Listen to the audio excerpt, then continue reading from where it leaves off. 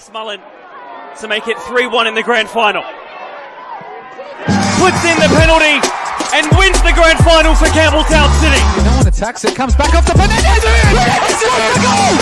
It's goal! Oh! And then Talisman's got another one. Harry City back quick. Jake King done with a shot! My goodness me! Oh, can't teach that sort of stuff. Sends it in, keeps it low, and it's gone in! It's gone in! LA Uni have scored in time added. Tries to get under control, and the shot from Tolland! Salisbury into a 2-0 up! Still Butler with another chance, it's 2-1 to Playford! Persistence has paid off for Playford! One touch the keeper, puts it into the bottom corner. Beach gives him a shoulder after that as well. He's lost his clean sheet, and he's lost his head with a red card! David, this is massive! And the geezers too, yeah, we're doing this thing. Hello and welcome to episode 13 of the One Game at a Time podcast. I am Seb O'Neill, joined by my three regular co-hosts and Mark Talbot. I haven't thought of a question yet because I forgot, so I'm going to think of one right now. If you could be an animal, what animal would you be? Good evening, and my favourite animal growing up was a cheetah.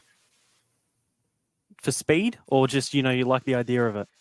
No, for speed. I love the way they move across the plain. So I would have to say, it was my favourite cat growing up, and I'm not a cat person, but the big cats, the cheetah was my favourite, so that one.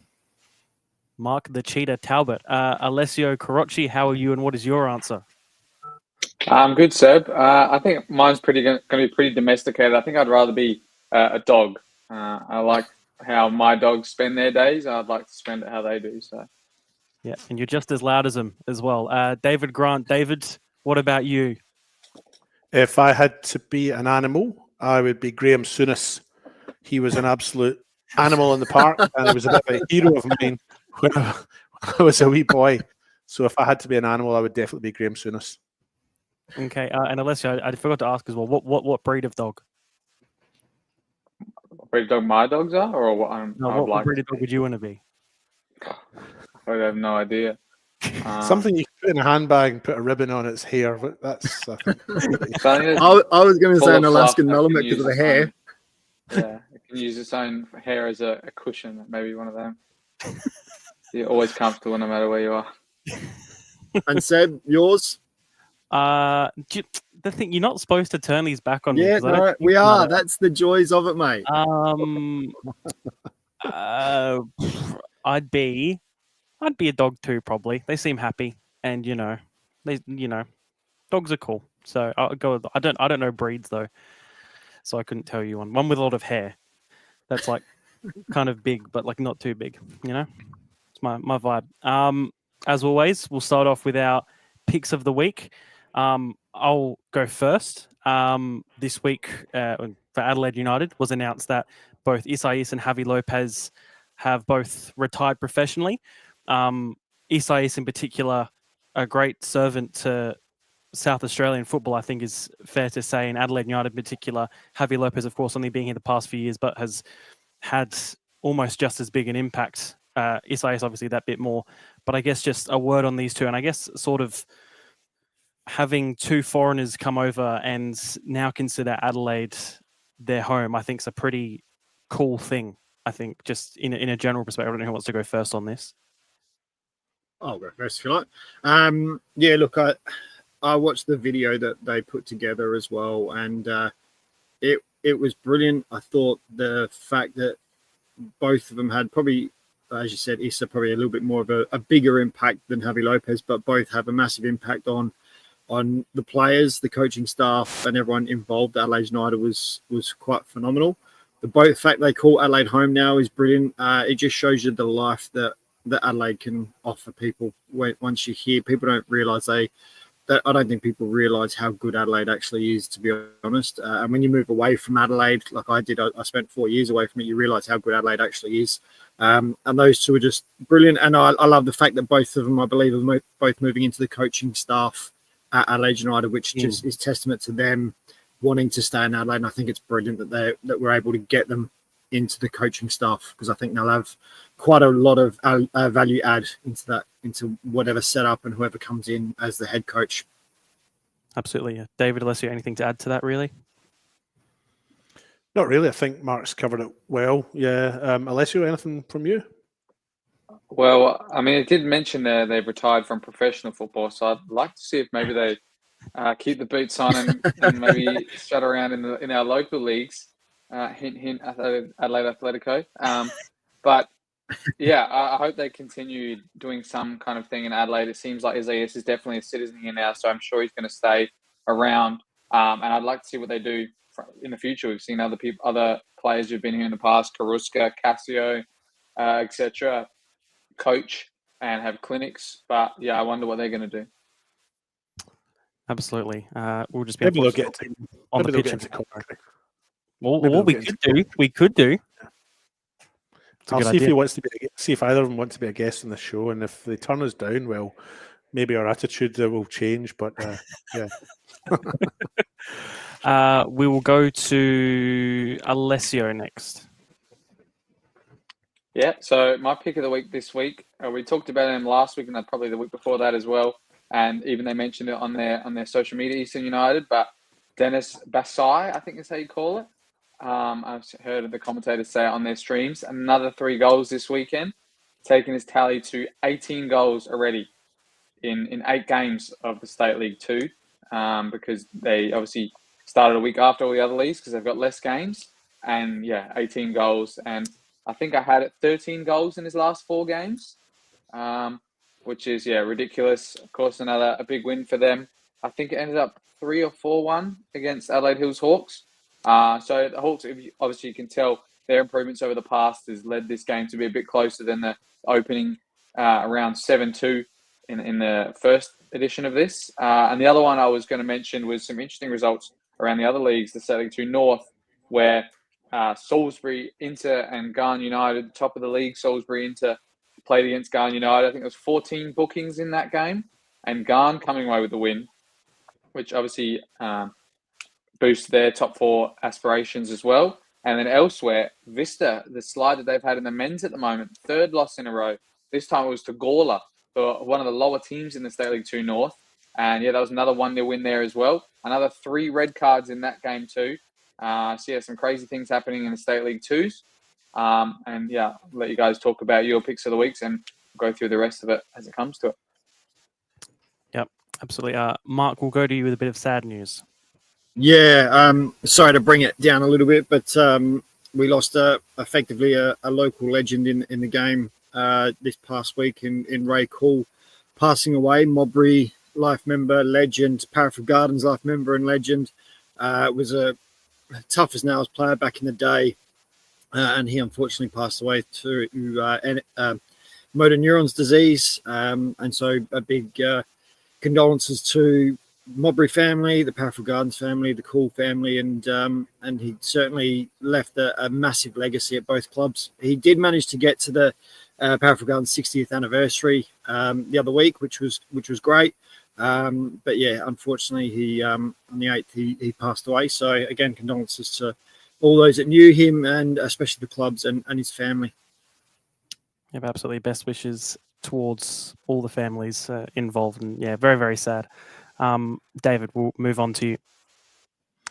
I was just going to touch on the touring party that is Adelaide United. So they played at Mount Barker at the weekend at the Summit Sports and Recreation Centre up in the hills where I am located. And Alessio and I covered the game. Well, Alessio covered the game and I was there to be his sidekick. Decent enough game to watch. First half was full of goals. It was all 4 goals in the game were scored in that first half.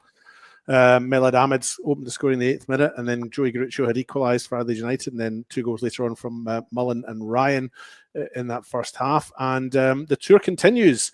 They are heading up to Nuriutpa this weekend, up in the Barossa Valley, where they're taking on Adelaide City in another sort of game out in it's not really rural, is it? But it's regional, I suppose. Yeah. Exhibition match, if you like, to sort of take the football out to the community. So if you do listen to us on this show and you do hear this and you live out that way, even if you're sort of just towards Gawler, why don't you take yourself up there? Barossa United's ground is at, I looked it up actually, Penrice Road, Nuruyutpa. And there's a nice new facility there, so you should get yourself along there. And I was just going to add to that, the other game that I'm looking forward to next week is one of my old clubs, still in the Australia Cup / Federation Cup, playing Croatia Raiders on Tuesday night, putting the fear of God into the Raiders side. The Adelaide Hills Hawks are down there on Tuesday night in a cup game. Got a feeling it might be a bit of a bloodbath, but we kind of thought that might be the case in the last couple of rounds. So who knows? That's on Tuesday night, the 20th, I think. It's Tuesday night anyway. I should look it up. Hang on. Tuesday night. Just bear with me a second. Yeah, the 20th. Yeah, 7 p.m. So that should be an interesting watch. Should be interesting to see what happens there. And so that's Tuesday night. So that's before our next episode. So that's why I thought I'd just nip that one in too. And just one more thing to add as well, I guess, as you said, up at the Barossa this Sunday, it'd be a good opportunity as well to see new facilities, of course, for Barossa United, who are coming into State League 2 next season. So for anybody that's interested in the Northern League, I'd imagine, to head up there as well and see those new facilities, because I haven't been there in years. I think definitely since they've had the new facility. I played there when I was maybe 10, 11, when it was pretty older, and they didn't have the facilities they had now. I went up there. I went up there about half a dozen years ago with a Hawks girls team, under 15s or whatever they were at the time. And so I'm looking forward to seeing what it looks like. Sorry, Mark. No, I was just going to say there's one other thing I wanted to add quickly, which I forgot about. It's some good news. A former, I think he'll be a life member of the Federation now. He played enough games, I think. It was Robbie Lippert. He did his run last year. I think it was back end of last year for the 80 kilometers for the 80,000. Just recently in the past week, his company that he runs, which is Attaboy Barbers, he was named Best ANZ Business Director of the Year for Australia and New Zealand. So huge shout out for a local boy doing well in the business world and winning awards across here in New Zealand. So just a shout out to Robbie there, which is fantastic news. Yep, absolutely. Just saw that say, and I believe it or not, I think he's actually filming on The Block at the moment. I think he's actually going to be on the next series of The Block. So I don't know if that's true. That's what I've heard. These are the exclusive we want, Mark, every single week. No, thank you for that. Very, very good to hear. We caught up with Campbelltown City's WMPL side, didn't we, Mark and David? Yes. We did, yes. Yes. And I think you should take that shirt off. I don't like that shirt particularly. What's wrong with that? Those 3 lions on your chest. What's wrong with with that one? I'm not fussed on it. I'd really appreciate it if you could change that. All right, I'll go change it and we'll have the interview, all right? Okay. All right, let's do that. Good. Thanks for letting me know, David. Thank you for letting me change my shirt, I have to change every night, You're welcome. That's a nicer looking shirt than that one you had on before anyway. Yeah, I don't know what shirt I was wearing yesterday. That was probably a mistake on my behalf. Or tomorrow, I can't remember. The time is loose in my mind. Oh, that door knocks come early. That sounded like 3 knocks, didn't it? Yeah, sure. All at once. Yeah. I'll go see who it is. Hold on. You go get that. I wonder how many people are going to come through the door, Mark, and whether or not it's going to be one by one or all at once. I know. It's like a special show, like Who's Behind the Door or Play School, David, who's behind the square window? Well, you'll never believe it. It's Siena Covino, Josie Trimboli, and Ruby Di Pieri from Campbelltown Women.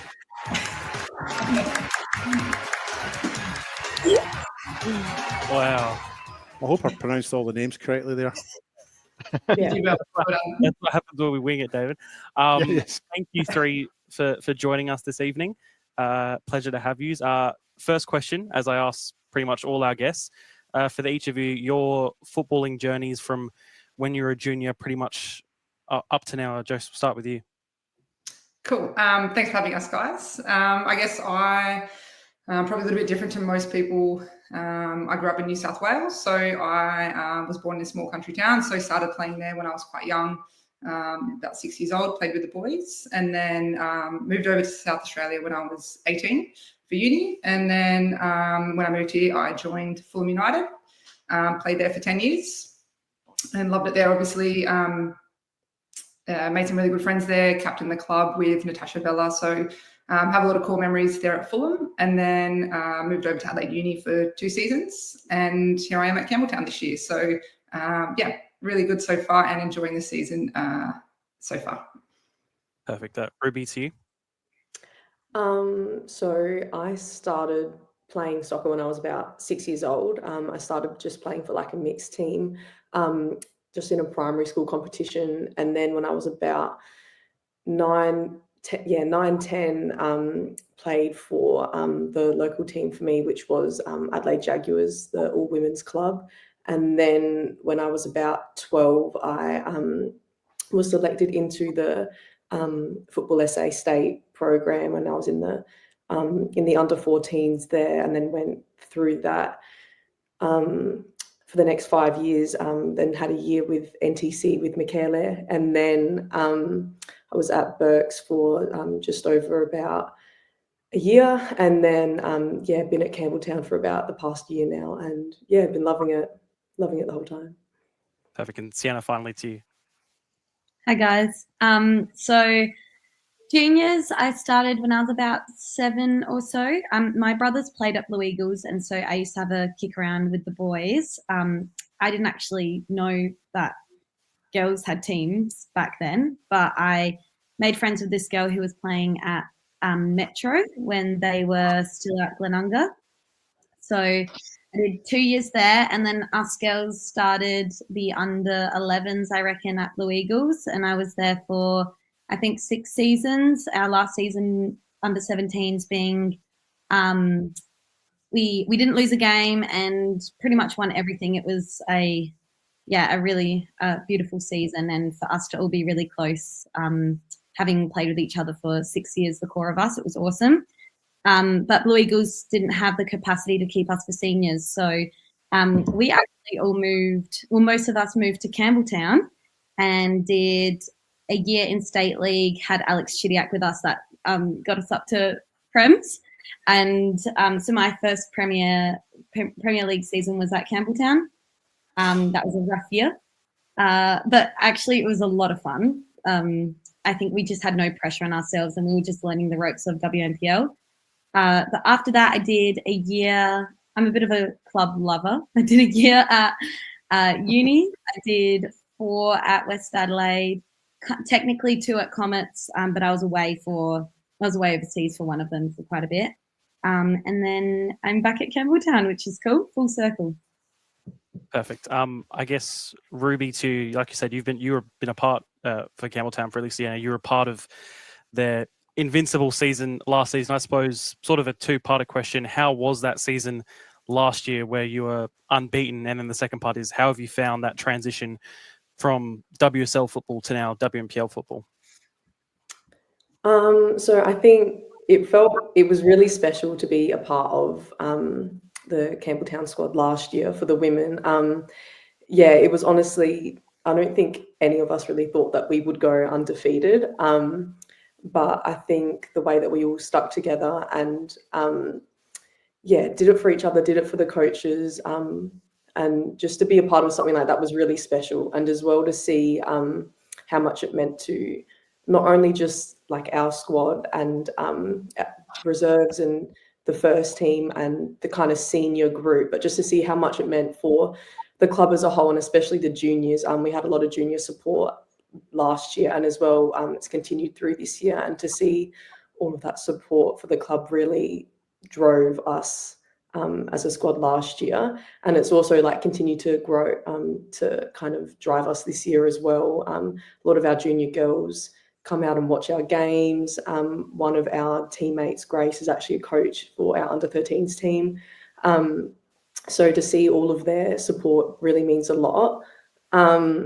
And then transitioning from State League to NPL, I think it's always going to be a challenge. Like there's a big difference in terms of the pace of the game, the way that it transitions from defense to attack is a lot faster, and it's definitely a harder league, but I think that we've all definitely adjusted really well and taken the step up, and yeah, I think we're doing well. Perfect. And then I guess for you, Siena, both Jose, you both moving to Campbelltown this year, I guess, what was it that enticed you to move over to Campbelltown? Of course, just when unbeaten, promoted new side, probably a bit of an unknown, especially moving as well. Siena, we'll start with you. I think it's just simply really lovely to be back at my roots, and again, kind of that full circle moment. I've previously been a part of teams that have historically been top half or top three of the table year in, year out, and might not have felt as of a strong person in that squad. I guess also having been young and still learning the ropes, but this year having the opportunity to, I guess, be one of the more experienced players and I guess drive my own experience for the team, it just seemed like a really good opportunity. So, yeah. And then for you, Jose? I guess on a personal level, both Joey and Amero approached me towards the end of the season last year and, really valued what I bring in terms of leadership and experience and like the way I play, which is quite rare because not many people do. But, I guess that really appealed to me, that I guess they valued me and needed that little bit of leadership. So that was sort of a big drawing card for me. And I guess as well, Campbelltown has such a rich history of, football at the club, and it's a huge family club. And that was something that resonated with me a lot at Fulham. So that was, I guess, another drawing card, just to sort of join a club that, really had that family aspect. So that sort of resonates with me as a person too. So, I guess those were the main points for joining Campbelltown. And, you can just see, David, as you were commentating us on Friday night, the camaraderie and the team spirit that is within the group is really quite strong. And even though, the results quite haven't been as we've expected, the bond is still there. And, you can just see it's really close knit, and we're a really tight group. So I'm loving it, and all the girls have been great. Well, I suppose, David, onto you were sort of looking at the history as well of Campbelltown, of course, last in the WPL back in 2017. I guess you can follow on from that. Yeah, Paul, one of our co-commentators had mentioned to me or had provided me with some facts on Campbelltown when I commentated on the round one game at home against Metro United, because I didn't really know much about the team. And he said that you or the club had been in the competition back in 2017. So I brought up the 2017 table, and I haven't got it in front of me right now, unfortunately. But I did have a look at the players that had played that year, and Siena, your name appears there. So that's obviously you've mentioned already, kind of answered my question already, actually. But the other players that are playing with you, there's Amber May Smith was in that squad. That's a name that I recognise from current games as well. Are there others that played back then that are still playing, or have they all kind of moved on? Because that is now what's nearly 10 years ago, which is a long time in football terms, isn't it? Yeah, definitely. So the keeper, Izzy Chekovic, she was keeping at Comets last year. She won goalkeeper of the year maybe 2 years ago. She just finished up playing WMPL at the end of last season. So she probably might have been the last in that. Oh, well, yeah, actually. She might be the last in that team to be playing in WMPL. Actually, Jess Signorelli, I think sometimes she played as well. I forget where she is now. I think City. Did I just play against her? Adelaide City, yeah. And her older sister played a bit with us as well. But I remember Jess being there too. She was so young though. She would have been like maybe 14. 5. Yeah, I don't know if there's anyone else. I can't really. There's another player whose name strikes. I've got the page up in front of me now. There's an Alicia Covino in that squad as well. I assume that's a sister, is it, of yours? She's my cousin. She still plays at Campbelltown. She is playing for the Divs. All right, okay. Mm. And I just brought up your stats for that 2017 season. You played 18 games, and every single column has a 0 against it. No own goals, no yellow cards, no red cards. It's almost as if you didn't exist. Oh yeah, I mean, we were there. We had a lot of fun. It genuinely was a really fun season. I think very early on we were just like, okay, this is like above our depths. We weren't prepared for this. I was 18, being one of the oldest on the team. I was the oldest in the back line, and our coach was the same coach that we had at Blue Eagles. Again, it was the core. A lot of the girls were the core group from Blue Eagles. We grew up together. And I think we were just kind of like, okay, let's just try not to lose by a double digit. And we did score in Cup. And I think that game was like 15-2 or something like that. Cote was playing for Uni. We scored and we cried. We were so happy that we got a goal that we all just were in tears. And so, yeah, there were beautiful moments. Yeah, it might not look on paper that we existed, but that season still exists in my heart.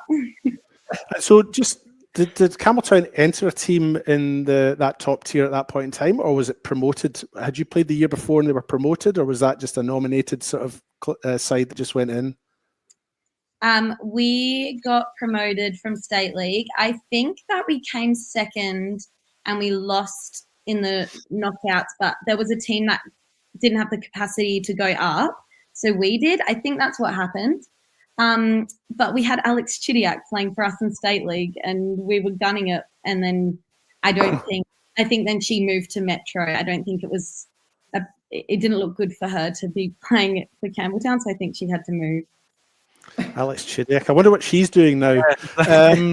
Yeah. In Melbourne. She's playing for Melbourne, I think. I saw her at the Lady thing. Yeah. I was just while the camera's on me, Seb, I just got another quick question which I might ask to Josie. Jose, how do we call you again? Sorry. Yeah, Jose. Yep. Jose. So I've seen you guys play 3 times this year. I did that round 1 game, did the game just on Friday, and then I was a spectator when you played Cove in the Cup.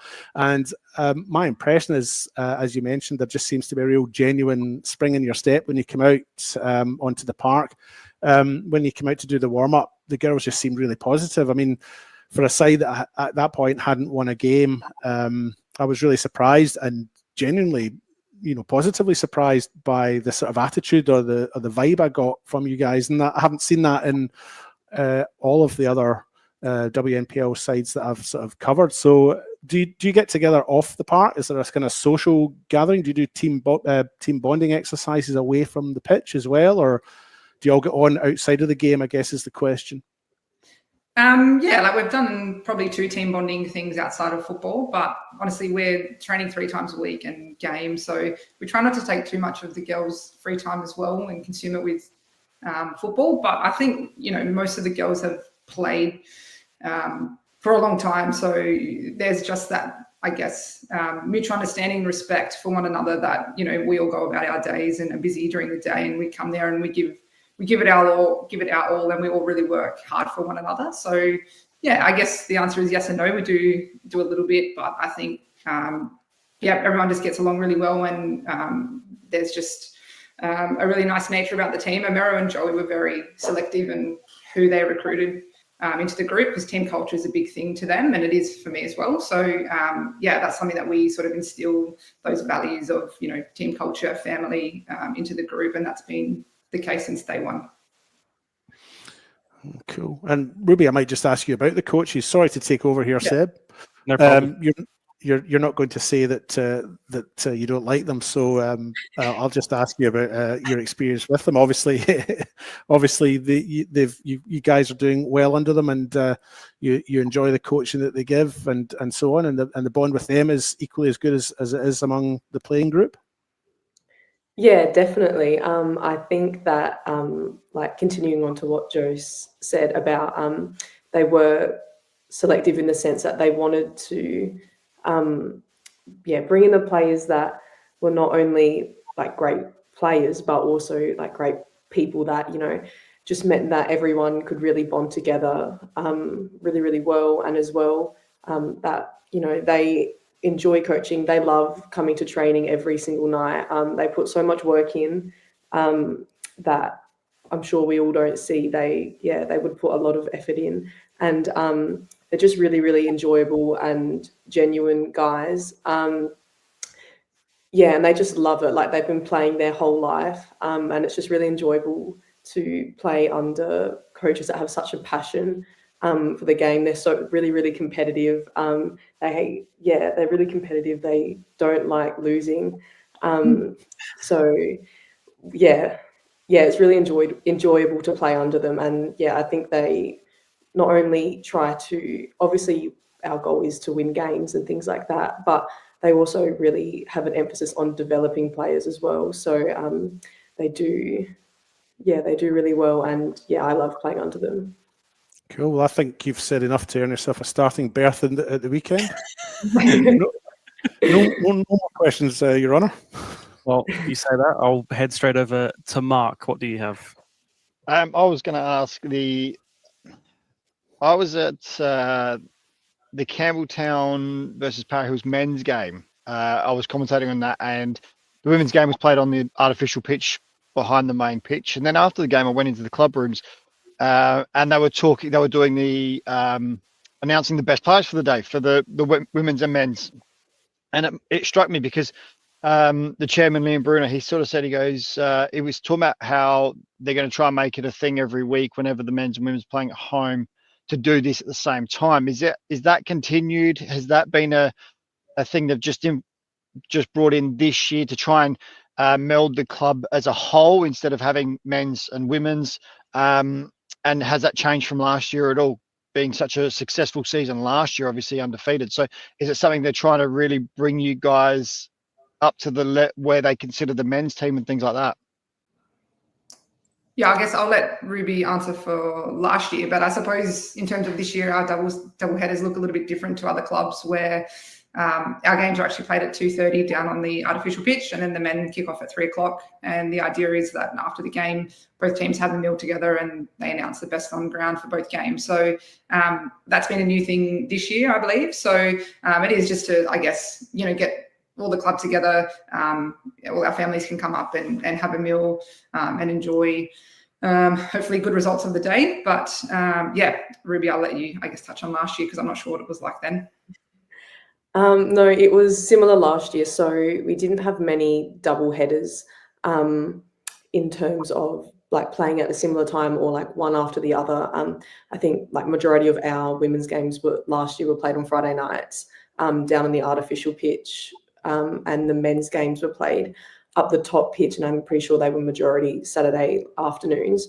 So there wasn't many, we didn't do the kind of double headers that we do this season, but we did do some joint training sessions together last year, and there was a lot of communication between the two groups. I know that Joey and Mary and the men's coaches as well, they talked a lot last year, and they still talk a lot this year as well. So there's definitely a lot of kind of integration between the two squads. There's definitely been a little bit more in terms of like game scheduling and things like that this year. But the club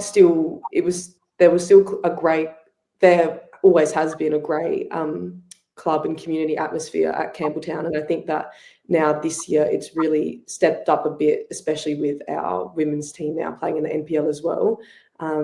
It's definitely increased this year, but it was still amazing last year as well. Well, you answered my second question, so that's just awesome. Look, the club always had a great feel, even when I was there, and I'm going back well before I think probably you guys were even born. So, The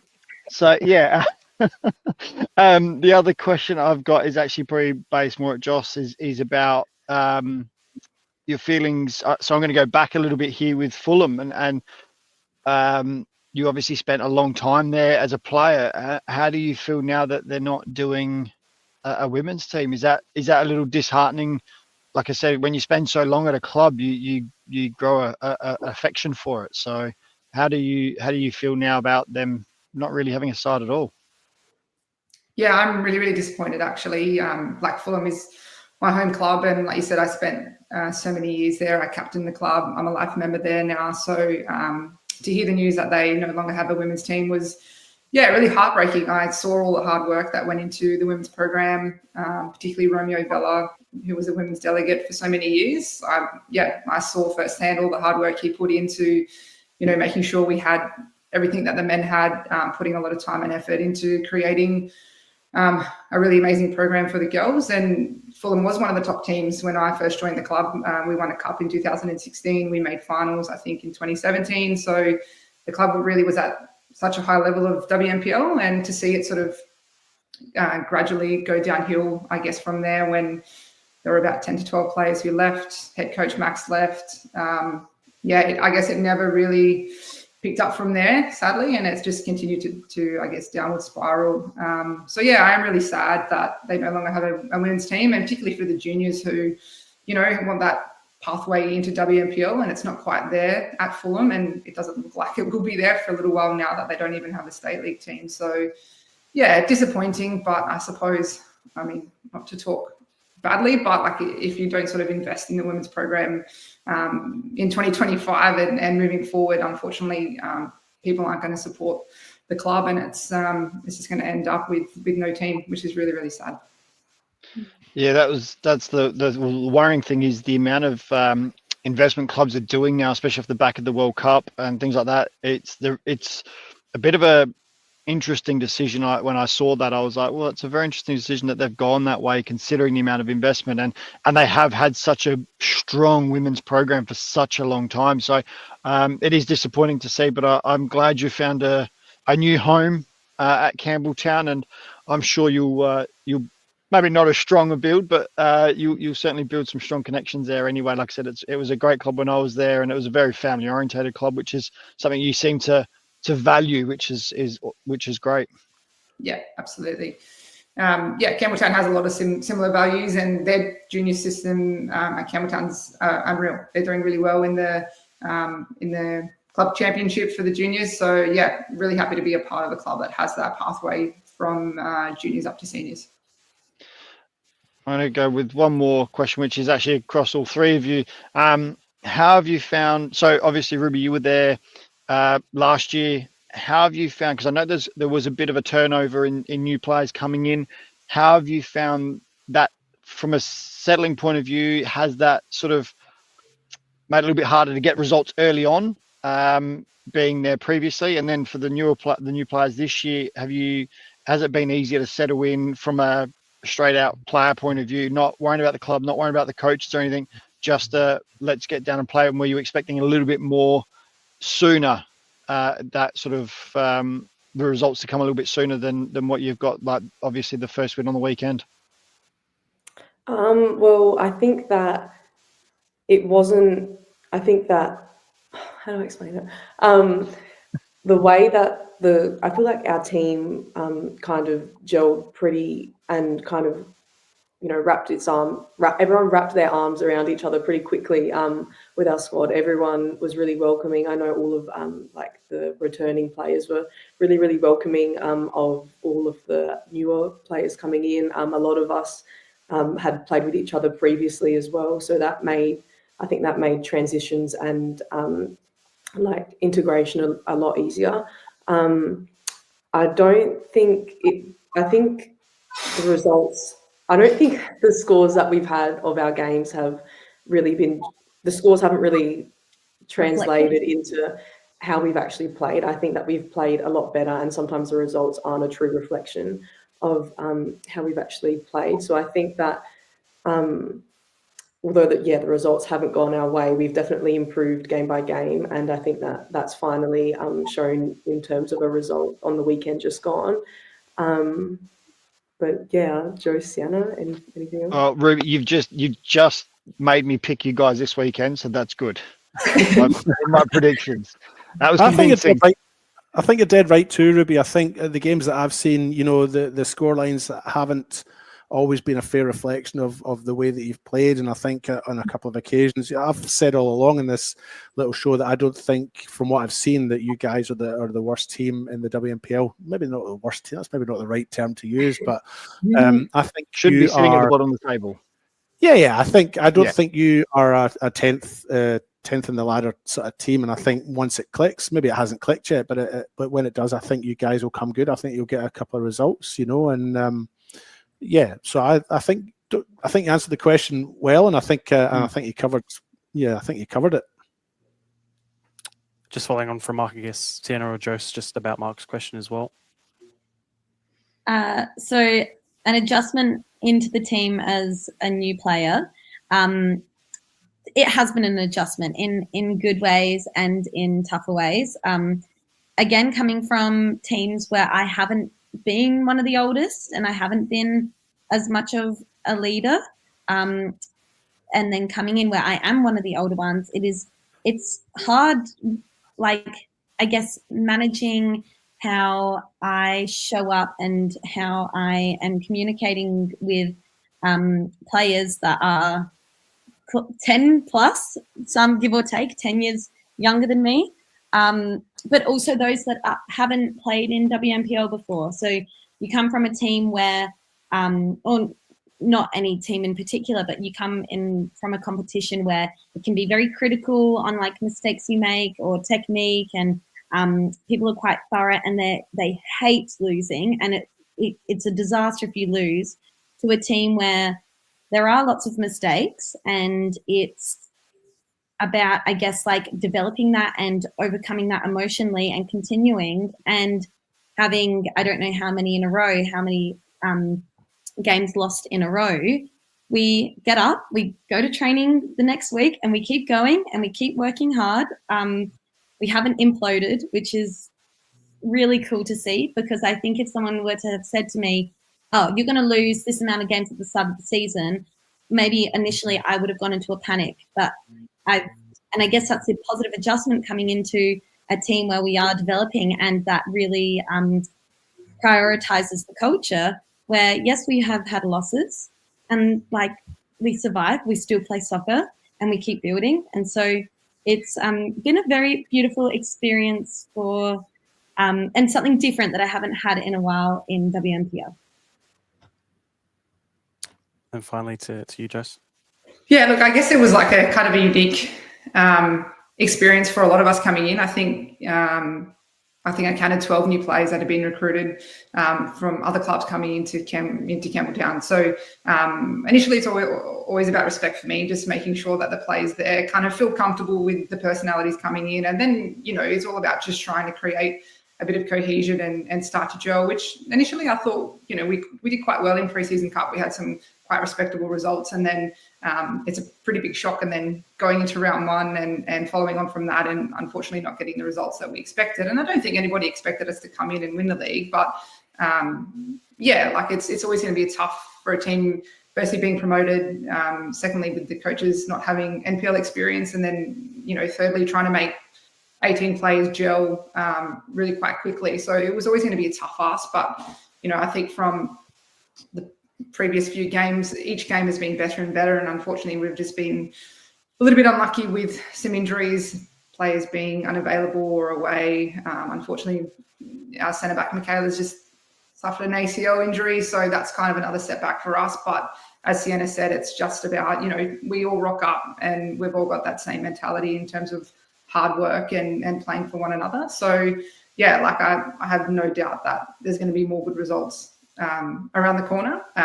But yeah, we're all aware that, you know, just because we've won one game, that doesn't mean that we're going to win any more. It's going to be even harder work. And in reality, nobody wants to lose to the bottom team or the team that's sitting 10th. So each game is going to be tougher for us than it is, I think, for any other team. So we just need to keep working hard and just trust the process, and hopefully, you know, we start to pick up some results. Perfect answers. Is that all from you, Mark? Yeah, I love the outlook. I love the outlook that all three of you have. I think it's incredible. And yeah, I can't state enough. I love that outlook, and I think you girls, the women's team, I think they're going to do great things once they click in, and the win on the weekends, that big step in the right direction. So I'm really looking forward now to seeing what they produce for the rest of the season. Yeah. And also just a shout out, obviously, another ACL injury. It's a worrying thing I'm seeing a lot in the women's game is a lot of ACL injuries. So I do, from all of us, I'm sure we're Seb and David are on the same page, but we wish a speedy recovery. That's for sure, because it's not a pleasant injury at all. No injury is, but it's one of the worst ones for a footballer. Yeah. That was Michaela that was there at the weekend sitting down on the crutches. Yeah, that's right. Yeah. Her pal had come up into the scaffold to take the chair next to me, and I didn't know what was going on. I heard there was clattering and banging going on, and the next thing, the chair has been taken away for the invalid down by the pitch. But no, that was okay. But yeah, just to echo Mark's sentiment, I think it's just refreshing to see, a side who, you're still bottom of the table. Let's not lie about that or cover that up. But certainly very positive. And I've got the table in front of me now. You've got one win, but the teams above have only got 1 or 2 or 3 wins. There's about right up to 5th. Adelaide Comets have only got 3 wins, and they're sitting 5th. And so you're only 2 wins behind them. I mean, you have to rely on results elsewhere, of course, but there's a long way to go, and I'm sure you guys will come good. I think I say it every week about how stupidly tight the league is at the moment, which just makes it even more exciting every single week. Going to the next part, we do have some viewer-submitted questions for the 3 of you. I've put these together. I don't remember what the questions were because I did it this morning, so we'll see how this goes. First question for Joe. As the captain, leader, player, fill-in goalie, and all-rounder of the team, how do you continue to keep the girls motivated to keep chasing those wins? And I guess this second question can go to all of you. How did the team feel after their first win against Adelaide City? Has this opened the floodgates? Yeah, it's a nice question from Athena. Yeah, look, I honestly have a pretty easy job as a captain, to be honest. The girls are really motivated. Everyone's super competitive. Everybody wants to win. Let's be fair, no one plays sport to lose. So, I give them a little pep talk every now and then, just remind them how important it is to, stay focused and continue to work hard. But honestly, the girls are super motivated, but they also like to have fun as well. So we have a really good balance of hard work and fun. But the girls do it mostly themselves, which is really good, and it makes my job a lot easier. The win against City felt amazing. There's obviously a huge sense of relief for the entire playing group, the coaches, the club. We have a little bit of confidence about us now, which is so important in football. I don't think you can underestimate how important confidence and momentum is. So hopefully that's the start of some results coming up. But we've got 2 tough games in NTC and West Adelaide. So we know that we've got a big job ahead of us for the next 2 weeks. I guess, just Siena and Ruby, how was the win against Adelaide City on the weekend? You go, Ruby. No, you go. Okay.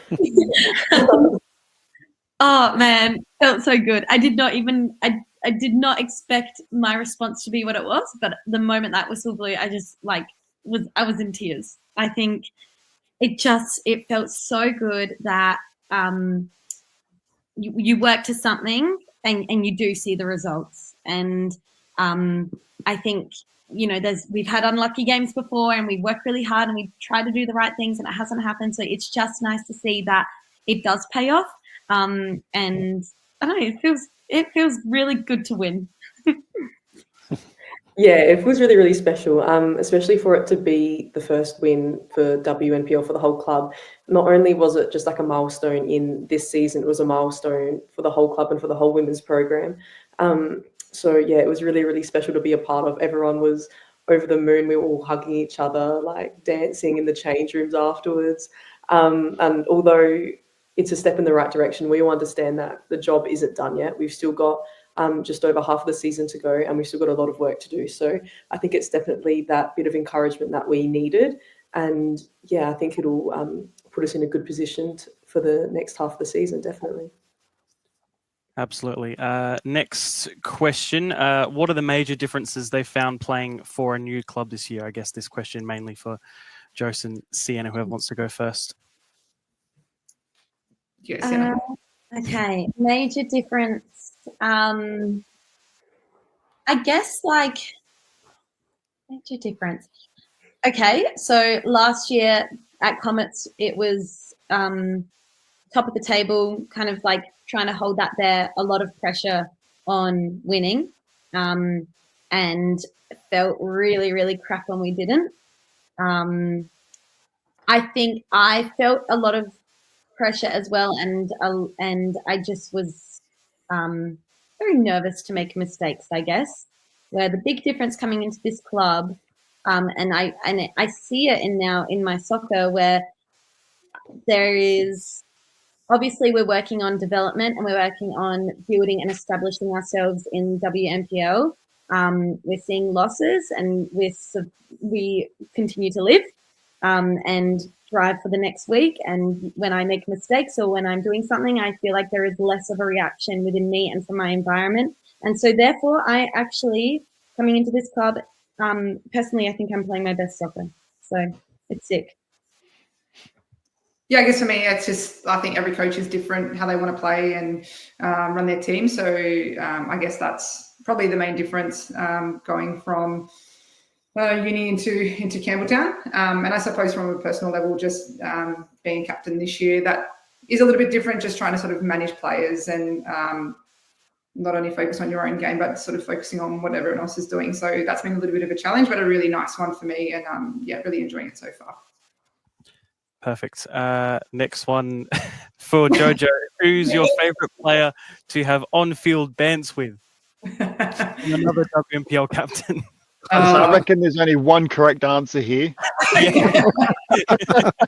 Well, we're playing each other in 2 weeks, so I'm going to go with Nicole Blackett. But the funny thing is, whenever we play with Westies, it's not only banter with Nicole, her husband George gets stuck into me as well. But that's been fun the last couple of years since we've become friends. So, Tilly's up there, I suppose. Yep, I think that was the right answer there. And I think this is the final question. What do you love most about the club, to the three of you? Whoever wants to go. I'll go, I guess. But look, for me, the club's just the vessel, I suppose, in terms of what we do. Like, it's always the people in the club that make it what it is. So, like, our group is unreal.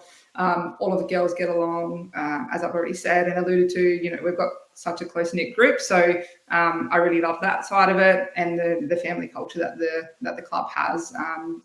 From Don, the president, all the way down to our juniors. It's such an amazing club, and yeah, to be a part of a club that has such a rich history of football as well, it's really special. So yeah. We'll go in on-screen order. Ruby, you next. Bruce, you honestly took what I was going to say as well. Honestly, have the exact same answer. Definitely not only just the team, but the club as well. It's just such an amazing club to play for. Everyone's so incredibly friendly.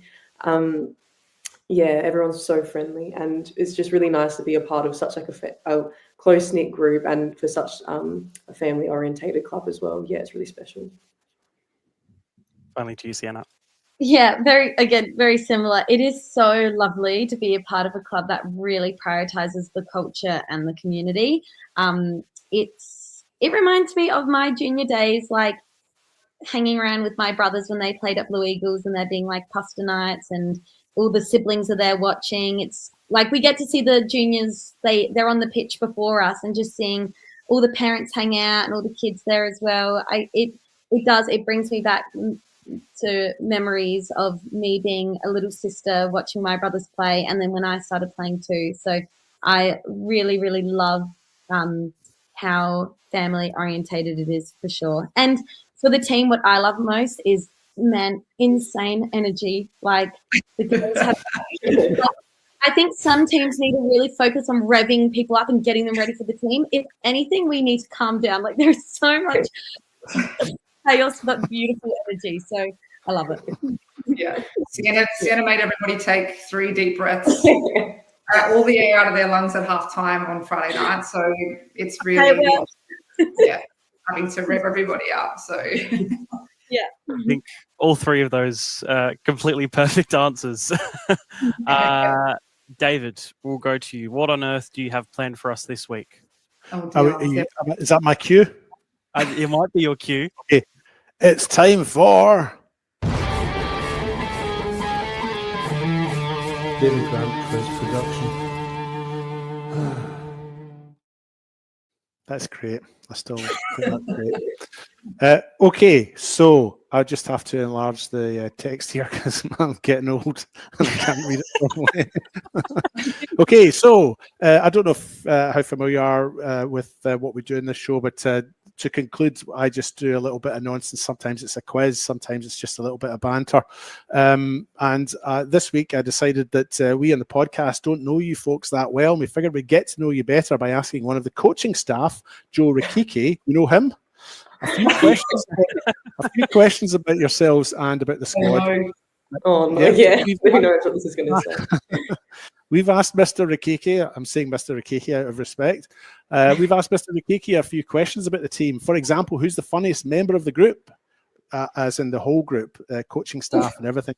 So you have to tell us, you can have a discussion, and you have to tell us what your answers are, and if they match what Joe told us, you get a point. But if they don't match, well, we get the point. Panel can obviously win this without even answering a question. Are you ready? Are you ready? I'm good at those ones. By default, favorite words. Okay, are you ready for question one? Yep. Who is the funniest member of the squad? And by squad, I mean the entire squad, the coaching staff, the players, the whole lot. Who's the funniest member?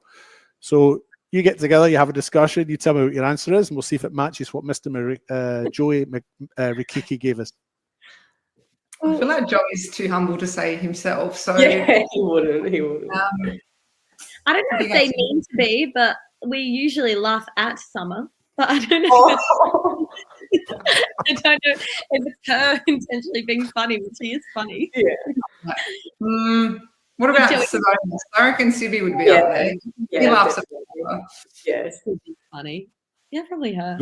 Yeah, that's good. Who's your answer? We're going to look in Michaela Savona's. Well, that might be what you say, but Joey said Mariah Karatevli. Oh, okay. She does crack some jokes, so yeah. That's 1 point for the panel. Yeah, nice. Good work, Seb. Yeah, well done, Mark. She'll be happy with that. Mariah will take that on board. Yeah. Love that. Yeah, 100%. Okay, are you ready for question two? Who is the most academic, i.e. clever member of the entire squad? Ooh. What do you think, and what do you think Joey thinks? I don't know. I don't know. Do you think you go like, pardon? Do you think you go Hannah maybe being a nurse? I don't know. Yeah, Hannah maybe. I know Mariah's really, really smart. She can't be two answers. I'm not enough. I was going to say, Paulie hasn't gone for two answers with the same person. Yeah, I don't know. Who would have had like intellectual conversations with Joey? Like, who would he have chosen? He's probably said Amero, or Amero's like made him say him. Not Amero. Nah, I don't know. That's a tough one. Though. Maybe you, Joe. Yeah. I don't know. Can we pass? Well, you can, but the panel will get the point. That means we get the point. You can pass as much as you like. I say. Who? Sorry. He's probably said himself. No, should we do like academically? Trying to think. Do you want a clue? Yes, that'd be good. I don't want said to it was one of you three. Oh, Siena? Or Joe? It's not me, I don't think. Is it Siena? Is that your answer? Oh. Yeah. Incorrect. You said Ruby. Oh, Ruby. Sorry, Ruby. We like completely dismissed you there. Say what? That needs to be still shotted, Seb. That look on the socials. That was complete and utter shock. Okay, you've not had a great start. The panel have got 2 points and done absolutely nothing, and you guys have got no points. And now we're at statement 3. Okay. Who is the mother hen in the squad? The one that's always looking out for the others. Ooh. Sure. I'd be offended if he didn't say me. If he didn't I say would me, say honestly. you. Yeah, I was thinking you. I reckon he's probably. If he doesn't, then he's wrong.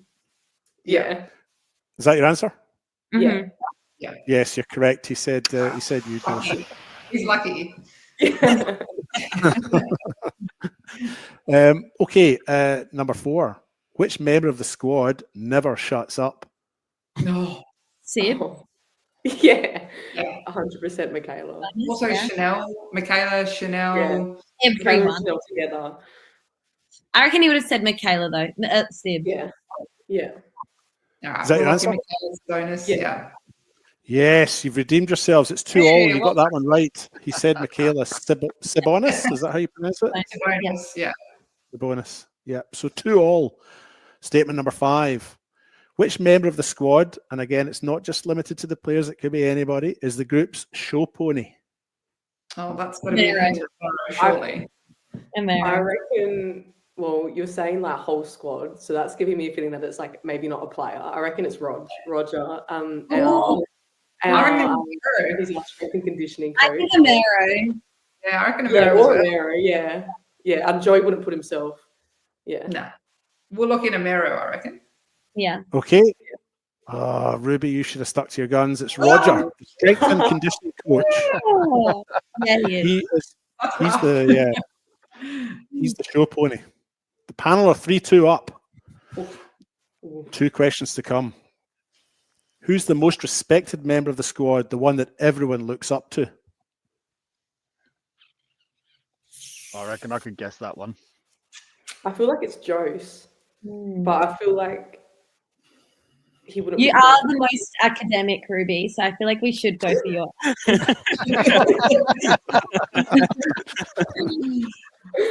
But yeah, I agree. They do look. What is it? Who we look up to? Yeah, the most respected member of the squad, the one you all look up to. And Mark, you can have a crack once they've answered. If you think you seem to think you might have an idea. I know Carla's up there as well. Yeah. Should we? But I feel like Carla looks up to you. Like I think. Yeah. I think you're. Yeah, I think everyone looks up to you. I'm old, isn't it? No. Yeah.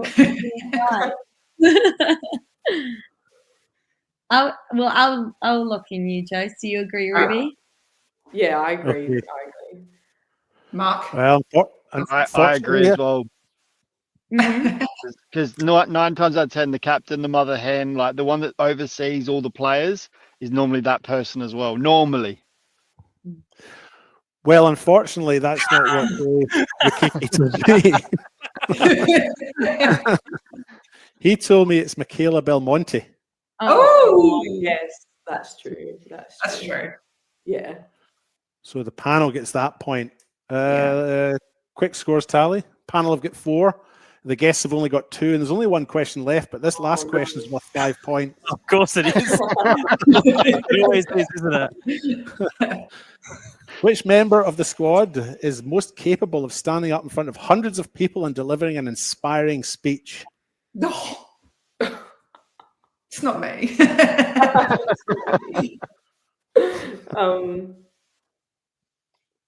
It could be a Mero, but maybe Joey said a player. Yeah. Did you say player? Sorry? It could be anyone in the entire team, squad, group. Well, Ruby, Roger, you've little inspiring ones. It could be Mero. Yeah, either a Mero or Siena, I feel like. Or Roger. Yeah, actually, yeah. I don't know, who do we lock in? Do you reckon he would have done a player or a coach? I reckon he's gone to Mero. That's my guess. Yeah, I think so. I agree, a Mero.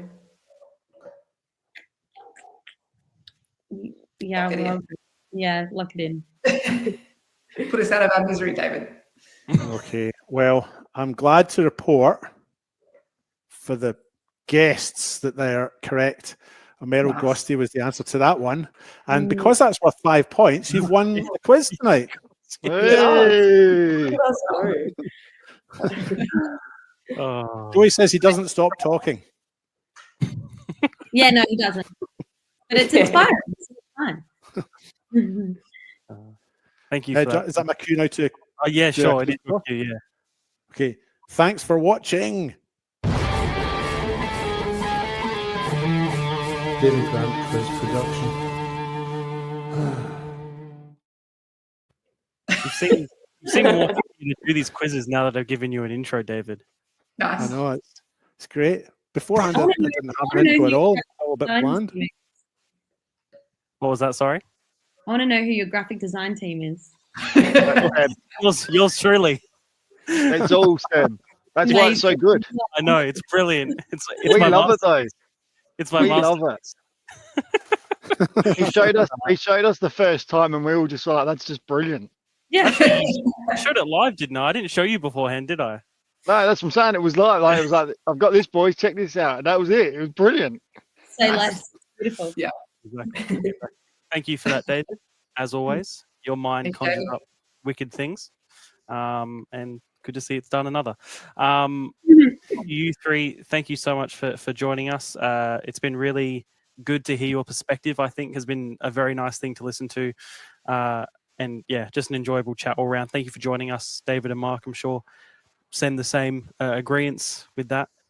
Definitely. Yeah, no, really appreciate you coming on. It's you guys that make us do the show as like we do. What's the words? I can't get the words out. But we really appreciate it. It's the reason why we do the show. Yeah, That's there we go. Ah, Thanks for All right, I got having you. us, and, Yeah, thank you for having us. yeah, Yeah, we thanks. appreciate all you do for the women's game as well. So it's nice Yeah, to have thank you. on us as well. So we appreciate that. Thank you. No problem at all. Thank you for joining us, and good luck for the weekend in the cup as well. Thanks so much. Thank you. Thoroughly enjoyable chat had with those three. As I'll reintroduce my three co-hosts. Just reiterating, good chat we had with them. Very enjoyable. yeah, they were good fun. It was good to chat, and it went by quite quickly. Yeah, good girls. Enjoyed it. Absolutely. Very enjoyable. We'll go on to results of the past weekend, starting in the State League 2. In the North League, Port Adelaide with a 3-0 win over Adelaide Atletico. Elizabeth Grove losing 4-1 to Northern Demons. Garn beating Salisbury Inter 1-0, as did Gawler Eagles beat Mulberry Vista as well by that same scoreline. In the South, at the Hawks Nest, Eastern United winning 4-1 against Hills Hawks. Adelaide Uni away to Seaford winning 4-0, as did Western Strikers away to Mount Barker, and Adelaide Titans at home a 6-1 win against Noarlunga United. Where do we want to start first, gentlemen? We could start nowhere. That's Just the politest group I've ever. yeah. I think. I mean, Eastern, to be honest, are just carrying on their merry way. As Alessio mentioned earlier, Dennis scoring another hat trick in the south side of the league. I mean, there's not much more you can say about Eastern at this stage, except it'd be a surprise when he doesn't score, I think, to be honest. Noarlunga, a little bit, I think, probably underwhelming this year. They had quite a good season last year. They made finals, I think, going from memory, pushed finals last year. This year, they're not doing so well. I have heard they have lost their captain as well, because I know Seaford have lost 2 players. They've lost the 2 Stevenson boys, both through to ACL injuries, and I believe that Noarlunga captain has moved across, I believe. I'm not 100% sure, so don't quote me on that, but that's what I have heard. But the league itself in the south is shaping up. I mean, you look at your top 2, Eastern and Adelaide United, 21 and 19 points, and then Western Strikers on 14. So a bit of a gap, and it seems to have sort of grouped. You've got Seaford Titans and Strikers 14 and 11 points. There's that middle group, and then Adelaide Hills, Noarlunga and Mount Barker in that next sort of tier down. So it sort of segregated itself pretty quickly, 8 rounds in. So I just think it's going to be an interesting way that league finishes. And then again, as Alessio alluded to earlier, Vista 3 losses on the trot now, but that league is a lot tighter. I mean, Salisbury into 15 points, Elizabeth Grove in bottom in 8th on 7. So, and everyone's spattered in between. So it's kind of an interesting league, that North. Garn getting a valuable win. So it's such an interesting league. Northern Demons have had a few really good results, as you can see there, 3 wins on the bounce, probably the form side, to be honest, at the moment. So it's proving to be quite an interesting league, and obviously the newer teams, 2 of them are struggling a little bit, whereas the likes of Salisbury who brought in some experienced state league players into their squad and have just sort of continued along their merry way. So it's, like I said, both leagues are quite enticing to watch, and I think for me, Eastern are the standouts across both the leagues, to be honest. Pretty well summed up. Anything else that you, David or Alessio, want to add to that? How could possibly? It's comprehensively covered, folks. That's why we've got him in. All right. Well, we'll move on to the WSL. Western Strikers with a 6-3 win against South Adelaide. Adelaide Jaguars losing to Sturt Lions 1-0. Modbury Jets with a 7-3 win over Cove, and Modbury Vista with a 4-0 win over Elizabeth Grove. Some of the weirdest scorelines I think I've ever seen in a round before. Yeah. A 6-3 and a 7-3 is ridiculous, I think. I think that league always produces at least one 5+ goal game every week. If it's a 3-all, a 6-3, 7-0, like you see them all in that league. That's why we all predict the big scorelines in those. But it's a good win for Modbury Jets. Sturt Lions keeping another clean sheet, which is great to see defensively. And yeah, Modbury Vista getting another win on the trot to keep it nice and tight at the top 2 there. David? I'd just add as well that I saw one of my old co-commentators, well, old, she's a young lady, but former, should I say. Well, a former makes it sound she's never going to commentate again. I saw Louis Sava at the FC Summit game at the weekend. She was along watching her sister play. And the game, the start game had actually been listed as abandoned. And I'd asked her what had happened there. This was down at Adelaide Jaguars. They played to the 78th minute, and then the floodlights went out. At that point, they were 1-0 up. They, being Sturt, were 1-0 up against the home side. And so the match was abandoned at 78 minutes, but the result scored. I can't remember what minute it is you get to when the result is 75% of the game. Yeah.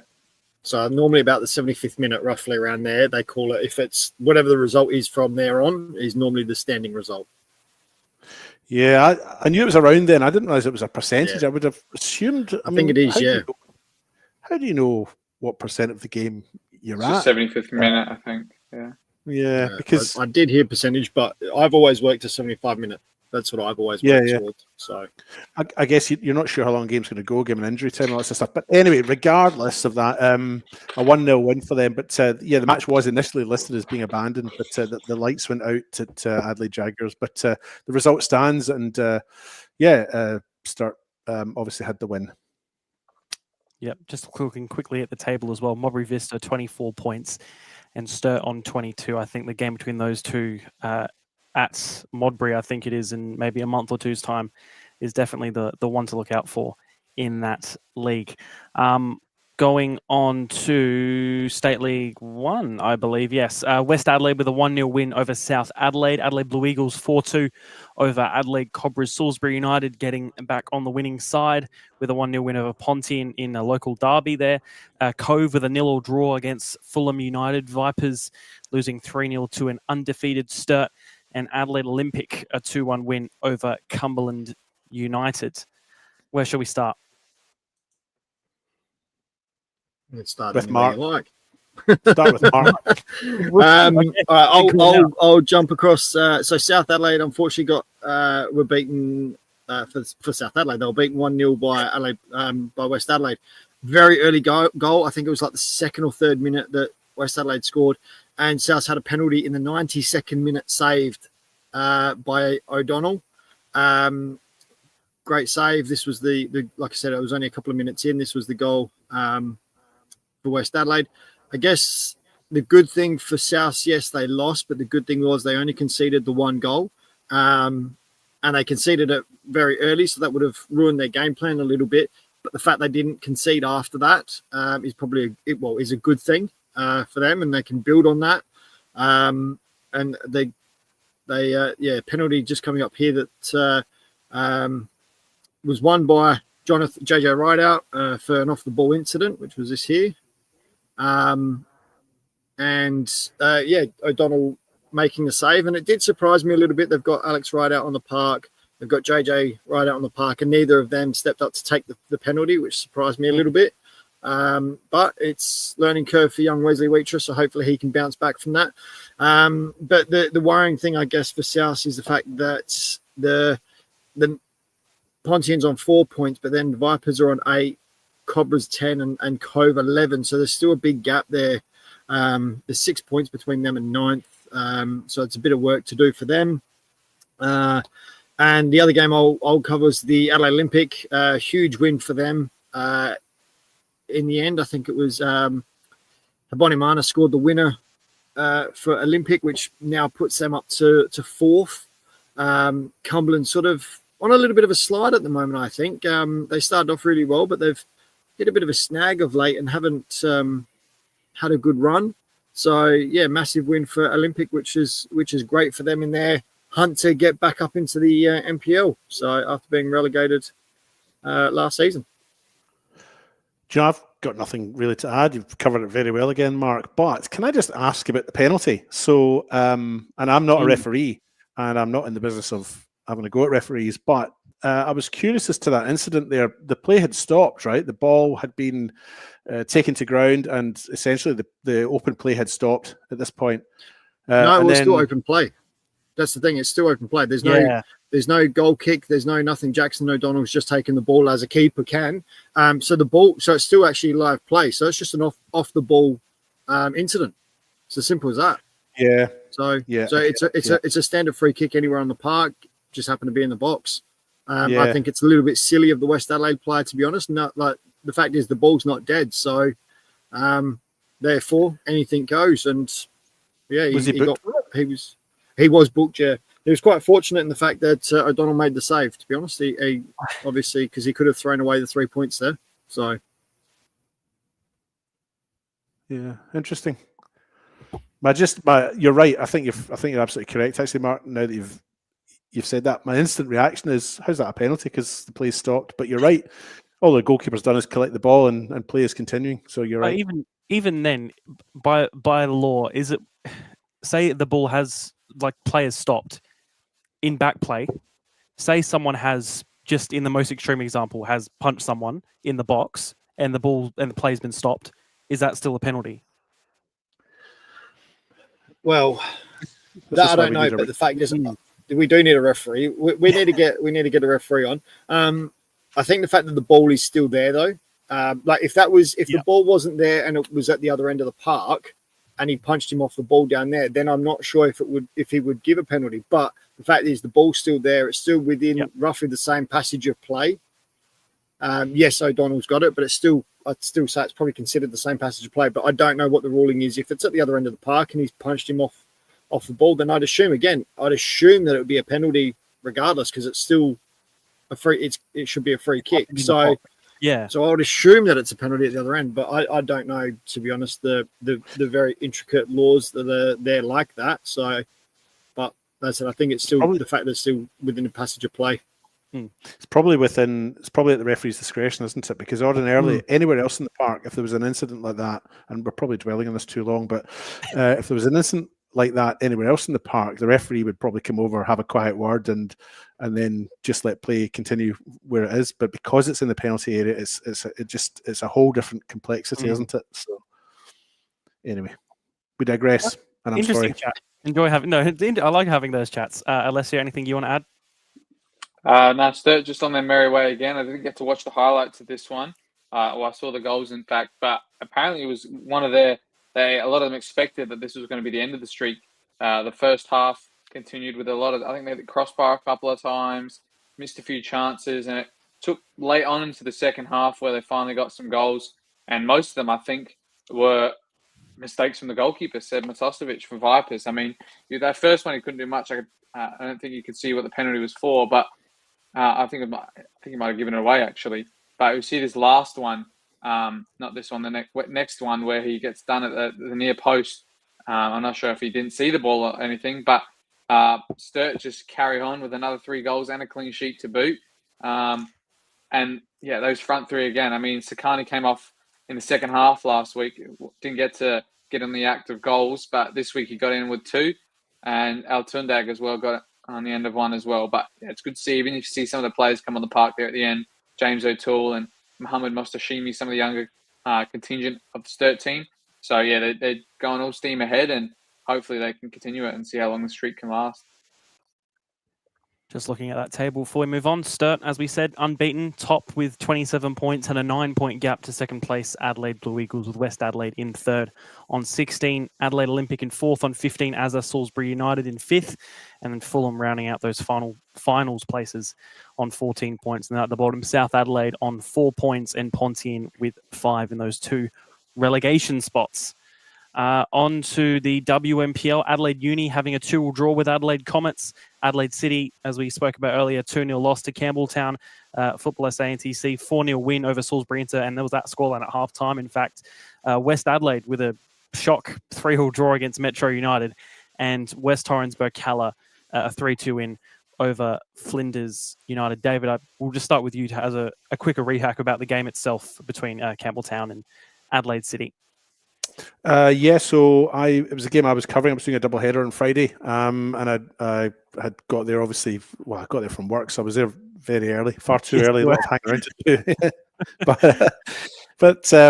Yeah. Look, my first impression. I've seen Campbelltown play 3 times this year now, and this was the third. And every time I've seen them, they've not looked like a side sitting bottom of the table. They've come out with a very positive looking outlook. And if I was to compare the 2 of them at the start when they were going through warm-ups and so on, there just seemed to be a bit more of a buzz about the Campbelltown group that there maybe arguably wasn't within the Adelaide City group. Adelaide City probably just not used to being down at that end of the table, and Campbelltown just enjoying life in the top flight. Going into this game, Campbelltown only had 4 goal scorers, and they'd all just get 1 each. But that young lass there, Monique Rikiki, scored a double. As I understand it, she's only about 15 or 16 years of age. She's very young.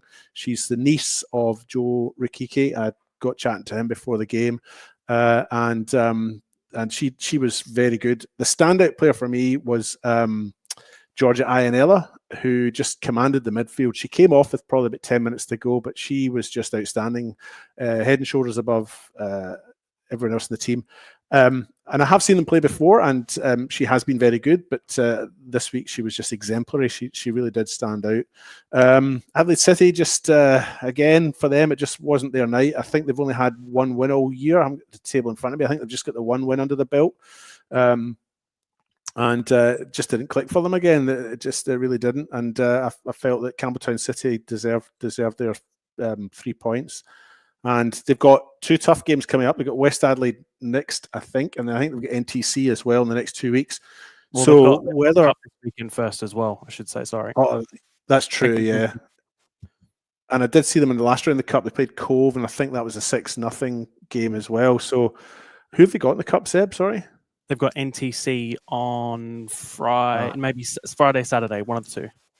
NTC in the cup, and then West Adelaide. So they've got 2 very formed sides. So they'll be in a high as after that win at the weekend. Whether they're still in a high after those next 2 games or not remains to be seen. But they're a very positive looking group. I can't imagine that if they do suffer a couple of defeats in the next 2 games, which will be very difficult, I can't imagine they would just settle down and just take that. I think they'll bounce back. So it'll be interesting to see how they go, because that win has taken them up to, they're still bottom, but it's taken them up within a point of the team above, who are Adelaide City. And then Flinders just 1 point above them again. So it's, those 3 teams at the bottom, it's quite tight. And as I think I mentioned earlier on, Salisbury Inter, who are the next team above, so they'll be in 7th. They're only on 6 points, so they're only really a few points off. A couple of wins and you're back up the table. So yeah, that's my summary. I think. quickly on Salisbury Inter, they are playing against Modbury Vista this weekend in the Cup. And not to give away any of my tips, but I think we could have a shock this weekend is my preview of what I think. Right. Okay. Well, you did kind of give away your tips there. I haven't said anything. I'll go on to the game I was at. I was at Kilburn on that same Friday night for probably the shock of the week, really. Metro versus West Adelaide ending 3-3. It was a great game. I don't think I've seen West Adelaide challenged like this in a very long time. Especially, I think I was talking to some people from West Adelaide after the match, and I think it's the first time they've ever dropped points at Kilburn since moving there late last year, which is, I mean, still relatively new, but still quite astonishing that they've pretty much won every single game they've played there. Metro were just, they were pretty relentless in attacking. This was a very good goal from Mansueto. However, you may think of it, it's still a very good goal at the back post, just managing to turn and flick it in pretty much. It was just a very entertaining game. I think one of the main takeaways for me is the after game stats that pop up on the screen. I couldn't believe this when I saw it. I think I even said the same thing on commentary when they came up. I'll pop up in a second here. 36 shots to 10. And it ended 3-3. 14 on target to 4. I was astonished by that. I honestly couldn't believe it. And West Adelaide probably deserved the win more. They had a missed penalty. Nini Yamada missed a penalty towards the end of the match. I think Nicole Blackett in the first 5 minutes hit the post twice in succession. And then there was another possible one. I can't remember exactly what it was, but I do remember there was another possible one. And it just really wasn't clicking for them. And I think the other thing as well is how many goals West Adelaide have leaked so far this season compared to last season. I don't have the exact stat in front of me, but I think they only conceded 11 in total last season. If I have a quick look at the ladder, they've already conceded 14, which I think is quite astonishing. And I think it's going to, towards the end of the season, there will be some sort of battle for first. I don't think it's as tight as it seems right now. I think towards the end of the season, the league will be even tighter than it is. So that's my call. Yeah, I think you're right. I think some other teams, maybe a lot of other teams, are looking at West Adelaide and they realise that, they are, or they can be. They're not impervious. I think, and West Adelaide have conceded more goals than the likes of Adelaide Uni and Adelaide Comets are down in 5th and 6th. But I wonder if your wee stats guy had maybe nipped off to the bar at halftime and just guessed those stats, because that's a phenomenal lot. That's like a shot on goal every 2.5-3 minutes. So, but the thing is, I do believe it. Like, I completely understand, and I do actually believe the stat. I was just more astonished, I think, by the amount. I think it was what got me. I wasn't expecting it to be that high, but there was definitely a lot of shots. So yeah, my main takeaway is that I think towards the end of the season, there will be a lot more of a title race, which I think is only a good thing. Just looking at that table before we move on, as we said, West Adelaide still top with 22 points, even with that draw against them. Metro still only in 4th, but equal 4th with NTC, who have a better goal difference. West Torrens Bocala in 2nd with 15 points. And then towards the bottom, Campbelltown, of course, with their first point, still bottom, but only a point behind 9th place, Adelaide City. Very, very tight. I just wanted to say, actually, you looked at that table. It's ridiculously tight through the middle from your 2nd to your 6th position. Those teams there, it's 15 to 12. But what's fascinating as well is Bocala has sort of just snuck up out of absolutely nowhere. Yeah, exactly. With 5 wins on the bounce after losing the first 3. Yeah. Yep. So they lost their first 3. They've then gone and won 5 consecutive, and they've just sort of popped up. And I was looking at the table and I was like, where did they come from? Like, that's phenomenal. Yeah. They just sort of come out of nowhere. This league is definitely the one to watch, I think, this season. It'll be so tight, and I think we'll have a proper relegation, a finals battle, and a title battle. I'm really excited to see how the rest of that season pans out. We'll move on to the men's MPL. Adelaide City losing 1-0 to Campbelltown late on, with Adelaide City having 10 on the pitch as well. Bocala getting their first win first league win of the season against Moree Jets 1-0. Croatia Raiders a 2-2 draw with Para Hills Knights. Adelaide United at the Summit losing 3-1 to Playford. Metro Stars with a thrashing of Adelaide Comets 5-1. And FK Beograd a 3-1 win over Croydon FC. David, I reckon we'll go back to you with Adelaide City and Campbelltown. Yeah, a chance for Adelaide City to go top if they'd won that, just based on goal difference or goal average or whatever you call it, and the chance squandered. Look, I'll be honest, it wasn't a great game. Matthew Dauber there red carded for a stamp on, I think it was Leon Bruno, if my memory serves me correctly, in the just 10 minutes into the second half.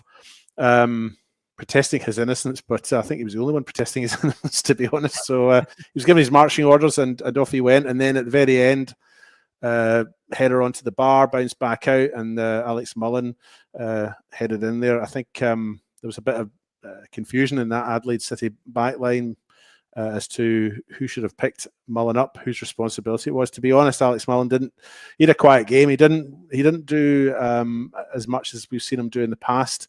And he popped up when it counted and headed home in about the 94th minute or something it was. But yeah, it wasn't a great game. It was all right, but it wasn't the game I was kind of expecting or hoping that it would be. Wee bit of a fizzler, but a big win for Campbelltown. I was just going to say, takes them into the top 6. Yeah, I will stick with you because you were also at FK Beograd on Sunday. I was too, yeah. I forgot about that. I was there with Antonio. That one was closer. You've done 3 games this weekend, by the way. I've just realised that. Well done. Yeah, he did. He did. Yeah, 4 games if you include the women's. 4, yeah, you did 4. Yeah. Wow. Go you, David. Yeah. FK Beograd. So, gosh, I can't. Yeah, refresh my memory. What was that? That was me with Antonis. That's when Balmapour kicked the ball into my car. Penalty. Balmapour. I was going to say, speaking of Balmapour, he gave away the penalty. He did. He brought down. I think was it Baselli from a free Trimboli. ball from Trimboli. Oh, it's the other way around. Baselli got taken out for the penalty, and then so I'm confused now. No, Yeah, Trimboli no, got taken out. Baselli laid the ball through. Yeah, Baselli's through ball. Trimboli taken down by Mapour. Penalty in the 28th minute. And then a minute later, this was a great volley, cross in from Trimboli, and Baselli's taken it with his right and hit it just beautifully. Wonderful technique, and it was fine to watch. Within about a minute of that, I have the alternate angle as well. We've been provided as well for that goal. Whoa, let's see that then. It's a great finish. It is. They gave him quite a bit of space though when you look at that as well. He didn't really have anyone on him, sort of thing. But I'm not sure where they were expecting the cross to go. I mean, Baselli was the obvious target for the cross from Trimboli. And then within a minute of that, he had another shot which hit the post or just go wide. He could have had 3 goals in 3 minutes. So I could be disappointed. And then a Hisamoto free kick. Look at this. This was a gem as well. To pull one back right on half time for George Sonis's side. But that was it. That was all the scoring done. Oh, no, there was a penalty at the very end, but that was all the scoring done for the first half. And then very late on, as Croydon pressed to try and get the equaliser, they were hit on the counter-attack, ball through here. And then I sort of felt he was already going to ground, to be honest. But penalty nonetheless. He was fouled, but he wasn't going towards goal. And penalty conceded, and Konstantopoulos hits it there to the side. He was taken off immediately after that. So there you go. You're only as good as what you've just done, I suppose. But he was substituted straight after that. And it finished 3-1. It was a good little night. And then Antonis Pagonis, who was with me at the time, he and I went for a pizza together on that Hanson Road pizzeria place. It's very pleasant, very nice. He was very kind. And that was my Sunday night. Date night for you two. Yeah. Must have been lovely. Yeah. It was nice. Scottish and I didn't know Scots and Greeks could get along together, you know. Oh, the language of love crosses all boundaries, Seb. Alessio, Mark. Yeah, I was at the Summit, obviously, for the Saturday night game, the Saturday afternoon game, actually. Between Adelaide United and Playford, and we talked about it a little bit at the start, so I won't go over it all together again. But It was, a great start from Playford. And they were really exploiting this right side where Bailey O'Neill, who hadn't had too many games under his belt, was back into the lineup for the first time in a while. But Playford just made the first half pay off, 3 goals at half time. You probably expect to keep that win. Second half, Adelaide United did come. They put as many tackers as they have on the bench on as well. You had a minute at the end there where it was Busasa, Tartu, Garuccio, White, Battistella, all the players they could probably find that were an attacker were on the pitch at that point, but they just couldn't make the count. Brody Burkett as well. But Playford just, their game plan worked on the end of the day. I mean, Adelaide United probably had the lion's share of possession, but Playford just made it work at the right time, and their counter-attacks, probably each one of them resulted in a goal. While Adelaide United, they kept trying to play and try and move it, but they weren't going anywhere dangerous, and Playford were happy with that. A win for Playford, I think, moved them to third. I'm not sure if they still stayed there or not, but that's massive for them. Yeah. They've had a great start to their NPL campaign compared to, obviously, we'll talk about Pacala as well, who got their first win this weekend. But for Playford, it's just been coming since the start of the NPL season, and the goals are shared between quite a few of them now as well that are trying to get that golden boot race as well. Absolutely. This league, very tight as well. Mark, any you want to touch on before we look at that? I was joined by Simon out at Metro Stars and wrong person. Comets. So I was at Metro Stars and Comets game, and I'm just going to say Metro Stars were brilliant. There's no other way to sum it up. They were absolutely on fire.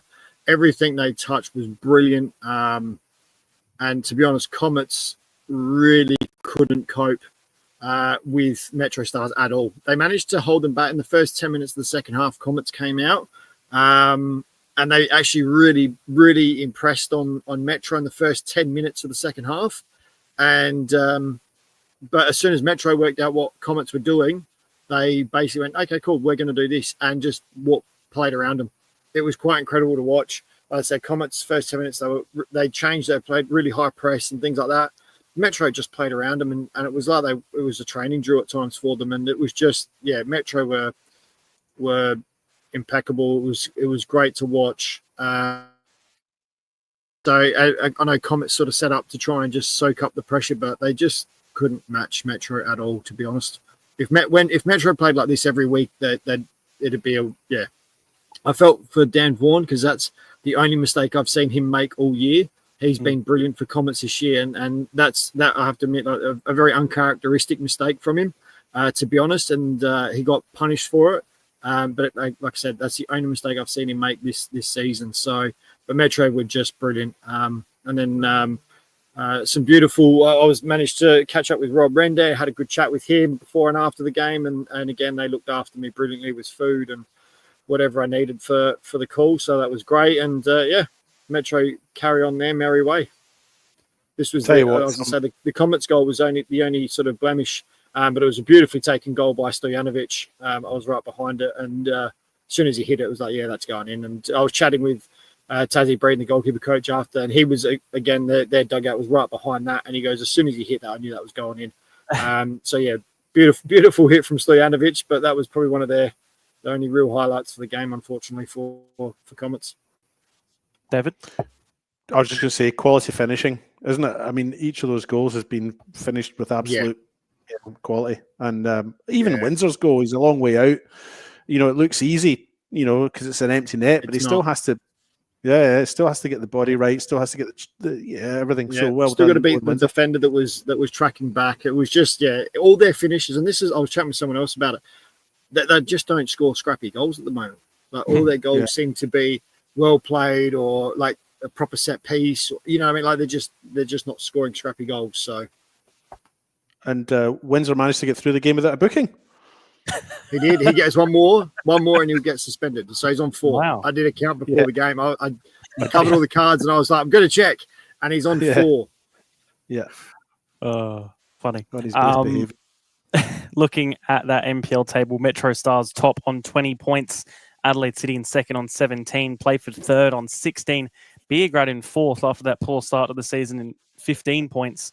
Adelaide United on 14 points, and then rounding out those final places is Campbelltown on 13 points.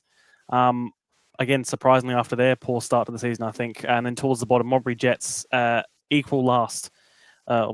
Last, but equal points with West Torrens and Bocala in those two relegation places. One more to go through before we do predictions. Just very quickly, we were all, I think none of us were able to see the game, but last night, Cup game, Comets beating Bocala 3-0. They're into the semi-finals. One more game until they're able to qualify for the national round, which is very big for them, even in the form they're perhaps in at the moment in the league. I guess anyone wanting to touch on that just very quickly, even though we don't know really what the game was like, but just sort of, I guess, the next stage. I can't say anything. Didn't see the game, but obviously, the Hawks are still in it, so they're still going to get past that mountain. Perfect. Not really much else we can say other than we'll see them in the semi-finals. Mark, you must leave us, which is fine. I just want to stay for the quick Alessio's points and how we all went, and then I'll get it off. Get us. And Alessio will have his intro soon. It's in the works. Yeah. So. Well, again, another great week from all of us. 10 plus results from everybody, but as you know from last week, it was all close between Mark, myself, and Seb, and David was only 9 points behind. Well, guess who had the best week this week? David. Wow. Yeah. So we'll go through his first, and then I'll let you see how close to finish at the end. But he got 14 results correct and 3 perfect. Good work, 3 perfect was 4-0 Western Strikers men, 3-0 Sturt men, and 3-2 Bocala women WMPL. And all the other 14 varied across that. So he picked up 23 points this week and moved himself to 184 points. Wow. Mark picked up 1 perfect result, 13 correct. His perfect result was also 3-0 Sturt men's. So he goes up to 191 points. Yeah, it's the same. So yeah, he's 191 points. So 7 points from David. Seb, he picked up 13 correct and 1 perfect, but his perfect was 4-1 Eastern United men. So he's on 190, 1 point behind Mark. And myself, I picked up only 15 correct results, no perfects, for 185. So what's the order then? What's the order we're in? Because I'm confused by the way you read these out. I just read it how I write it. But Mark first with 191, Seb second 190, me third 185, and David fourth 184. Wow. Close. Another title race. I reckon. Tell you what. So yeah, I was excited to find that one out today with all the perfect ones that David had. He's back in the mix. That's massive. 1 point between us and about 5 or 6 between the rest. You know what's going to be my undoing? In a few weeks, I go back to Bali and I'm going to get the locals to do my tips for me.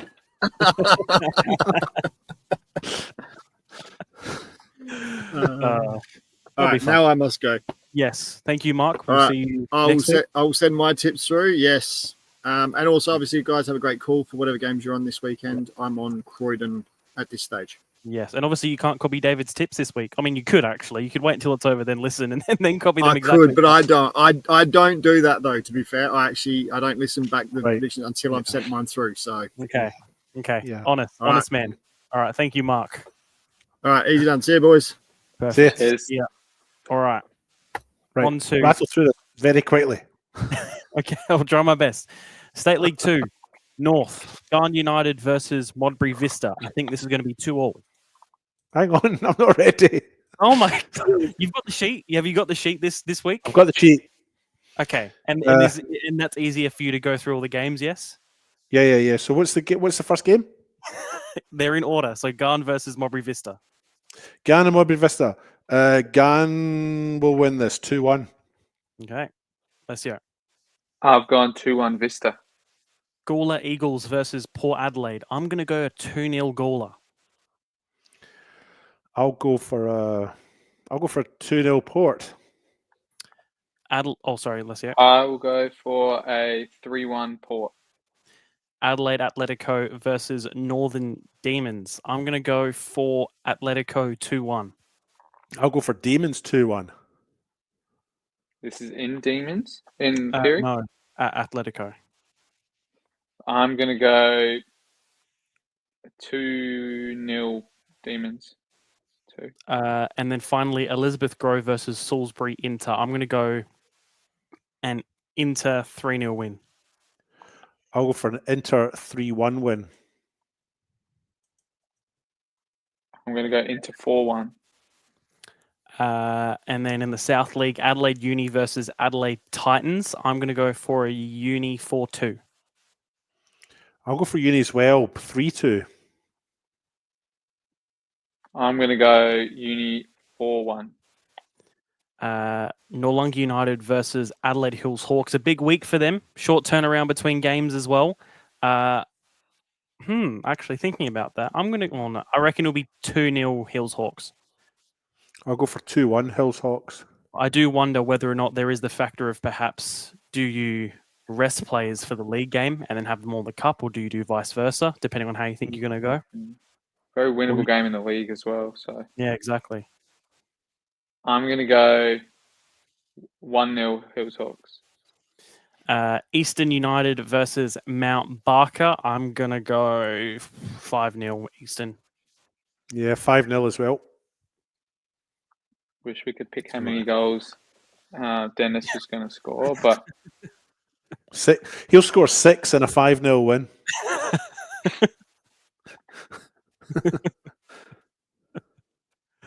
I'm going to go 7-1 Eastern. Okay. Western Strikers versus Seaford Rangers, the final one. I'm going to go Seaford 3-1. 2-2 draw. I'm going to go Strikers 3-0. On to State League 1. Cobras versus Salisbury United. I'm going to go for Salisbury 2-0. 2-2. I'll go for...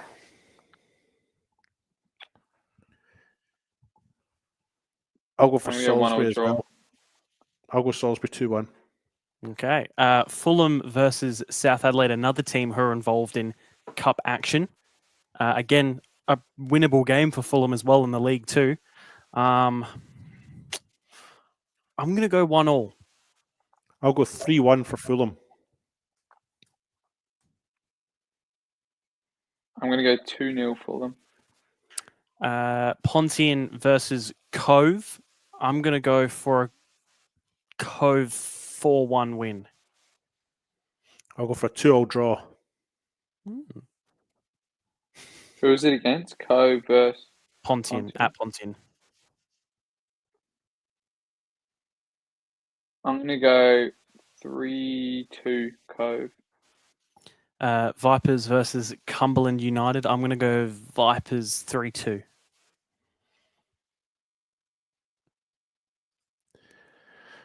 I'll go for 2-2 draw as well. I keep going for draws. 2-1 Cumberland for me. And then what's next? Oh, a big one in terms of, I guess, the title race in State League 1. Sturt versus Adelaide Blue Eagles. If Blue Eagles win, they can close the gap, perhaps, a little bit more. Reduce it to 40. Yeah, reduce. Where is this at again? At Sturt. So I'm going to go for a Sturt 3-1 win. I'm going to stick my head out and say this will be a draw. I'll go for 2-2 in this one as well. Sturt can't go invincible, can they? I'm going to go 4-2 Sturt. They can. And then Adelaide Olympic versus West Adelaide. I'm going to go for a West Adelaide 3-1 win. I'm going to go for a 2-2 draw. Not indecisive at all tonight, David. Oh. I'm going to go 5-2 West Adelaide. Perfect. On to the WMPL WSL Cup quarterfinals. Adelaide City versus Metro United. I'm going to go for a Metro 3-0 win in 90. I'll go for Metro to win 4-0 in 90. I'll go 4-1 Metro 90. NTC versus Campbelltown City. Oh, I feel I can't root against them on the week we had them on, can I? Oh, I'm going I to. am 3-1 NTC. yeah, I think I'm gonna go. They lost in the league as well. I'm gonna go 2-0 NTC in 90. I'm going to go 3-0. Actually, I'll go 3-1. I'll go. Actually, no. I'll go. Do you know what? I'm going to go for 3-2 because I think they'll. I think Campbelltown City will get beat, but I think they'll score a couple because they've got that in them now. 3-2. But we really appreciate them coming on the show. Yeah, we If do. you want to prove us right, you'll win on the weekend. Yeah, exactly. That's what it Yes, is. you win. Modbury Jets versus West Adelaide. I'm going to go for 5-1 West Adelaide. I'll go West Adelaide 4-0. I'll go 5-2 West Adelaide. And then finally, Modbury Vista versus Salisbury Inter at Vista. Now, I may have previewed my picks from earlier. So what am I going to pick? I think this will go to extra time. 1-1 at the end of extra time. And Modbury Vista will win 3-1 in extra time. I've gone I'll go 3-2 Vista in extra time. I'm going to go for Vista as well. 2-0 in 90. So prove us wrong, Salisbury. On to the men's MPL, Modbury Jets versus Playford. I'm going to go for a Playford. I don't know where Modbury find their next points. I don't think it's this week. I'm going to go for a 5-0 Playford. I'll go for 4-1 Playford. You look shocked, Alessio. 5-0 is crazy. I'm gone 2-1 Playford. Campbelltown City versus Croatia Raiders. Of course, Croatia Raiders and both Campbelltown, both in cup action as well next week. 2-2.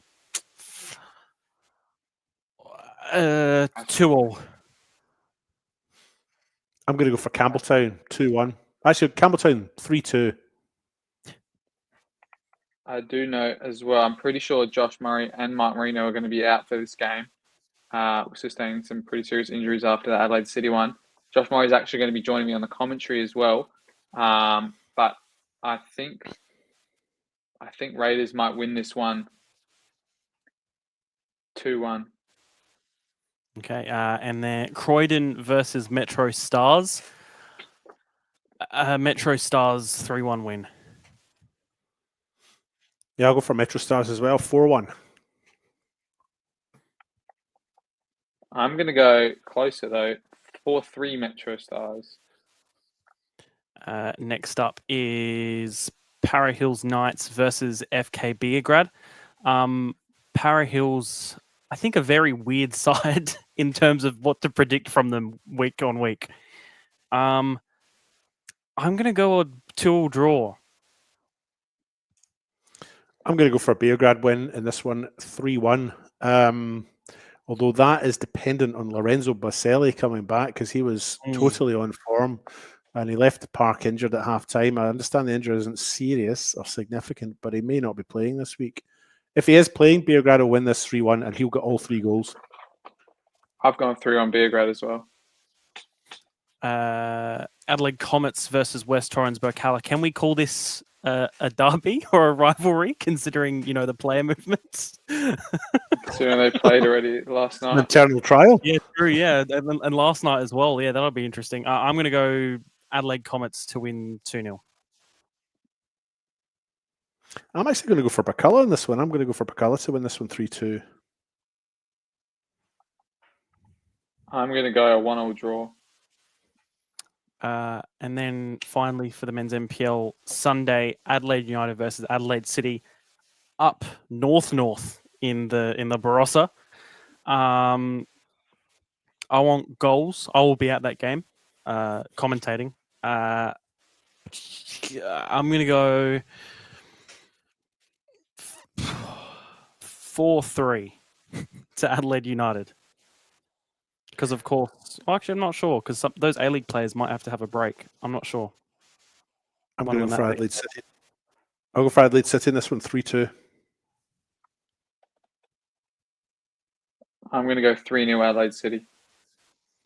And then the Australia Cup qualifying quarterfinals as well. Of course, we had that one last night. Next Tuesday, Adelaide Croatia Raiders versus Adelaide Hills Hawks. David, you go first. I feel like you deserve to go first for this one. Adelaide Hills Hawks to win this one 6-1. Is that in extra time? Or is that on penalties?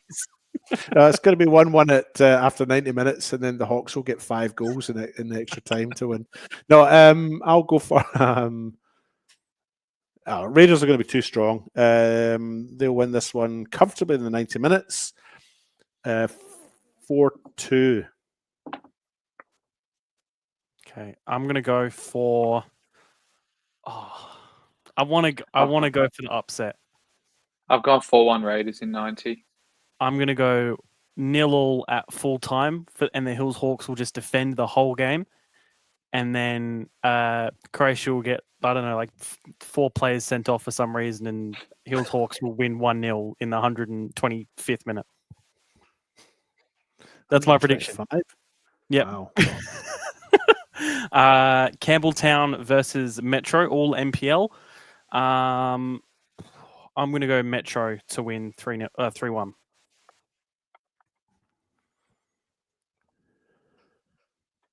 I'm going to go 2-0 Metro. Did you say Campbelltown and Metro, or Campbelltown playing? No, Campbelltown Metro. In the cup. In the cup. Oh, we're still in the cup. Yeah, I'll go for Metro to win in 90 minutes, 3-0.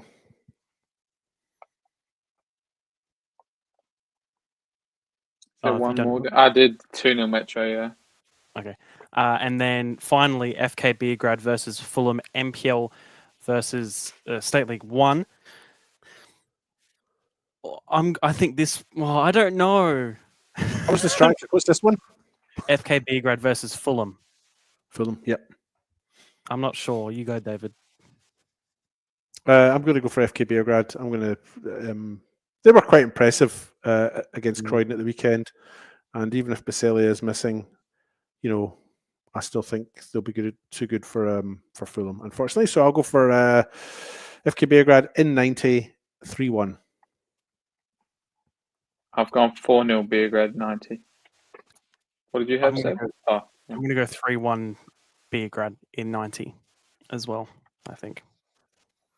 I want an upset, though. I want an upset somewhere. That's my goal. Before we finish off,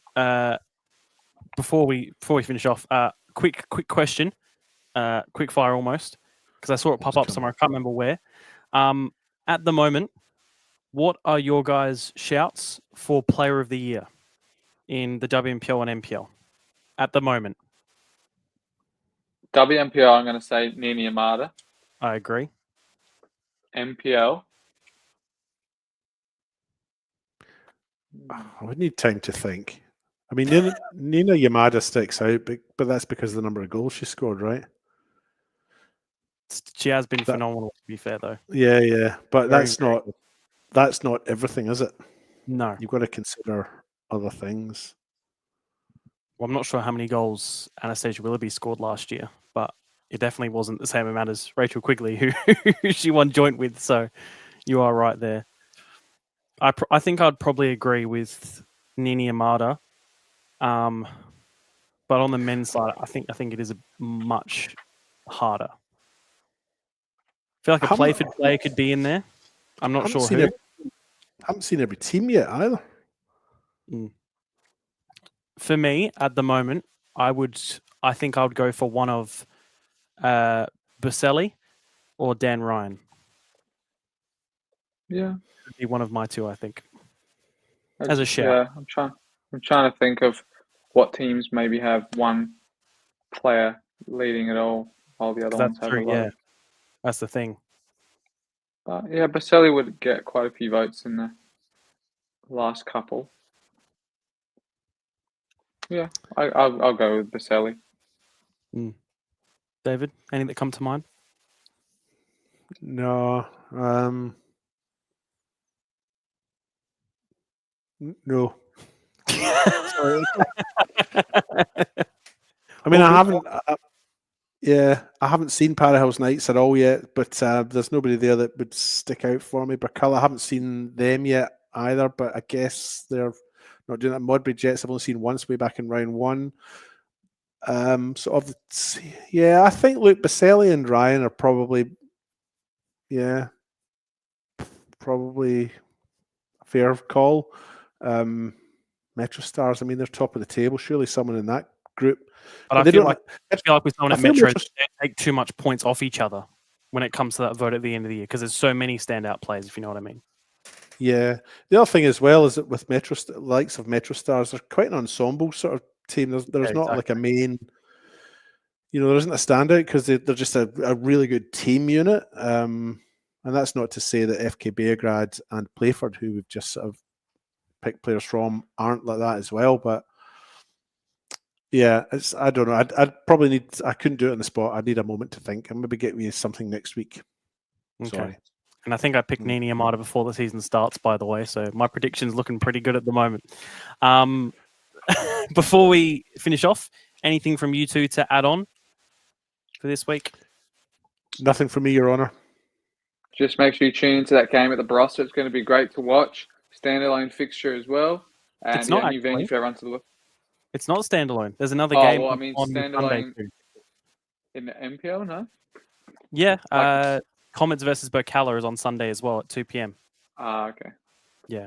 So unfortunately, but it would be good to see. I mean, a lot of people should tune into that one. They've already seen the Burkalla Comets game last night, so they don't need to watch it again. And they can watch this game at the Barossa. It's going to be a great viewing point as well. From what I've seen of the plans, it's artificial field, but it looks quite impressive, the grandstand and stuff there. So, yeah, hopefully it's a good game for you there, Seb. Otherwise, get out to your local this weekend. And yeah, make sure you're supporting. Yeah, no, very excited about heading up to the Barossa and what it will, I guess, bring to us as commentators. I guess what the viewing angles are like. Prepared for a few years' time. See if Barossa gets up. Will be very, very exciting to head up there. I haven't seen the weather yet either. I hope it's nice enough. But I'll check. We'll see. We'll see how it is. As long as it doesn't rain, then I've got no problem. Because not to spoil, but I don't think we're in a scaffold. We are in a scissor lift, maybe. But we'll find out. We'll find out on the day. So that's all from us for this week. David Alessio, thank you for joining me as always. And of course to Mark, who has now left us, but he will be back next week, of course, as always. That's it from us. Enjoy your weekend. Enjoy your weeks. Plenty of football to go out and watch and listen to. Have a good week, and we'll see you next week. See you then. Adios. Alex Mullen to make it 3-1 in the grand final. Puts in the penalty and wins the grand final for Campbelltown City. No one attacks it. Comes back off the Fernandez. It's goal! It's goal! Oh! And their talisman's got another one. Harry City back quick. Jake King. Oh, what a shot! My goodness me! Oh, teach that sort of stuff. Sends it in, keeps it low, and it's gone in! It's gone in! LA Uni have scored in time added. Tries to get under control, and the shot from Tolland! Salisbury into a 2-0 up! Still Butler with another chance, it's 3-1 to Playford! Persistence has paid off for Playford! One touch the keeper, puts it into the bottom corner. Beach gives him a shoulder after that as well. He's lost his clean sheet and he's lost his head with a red card. David, this is massive. Skills to make the girls sing and the geezers too. Yeah, we're doing this thing.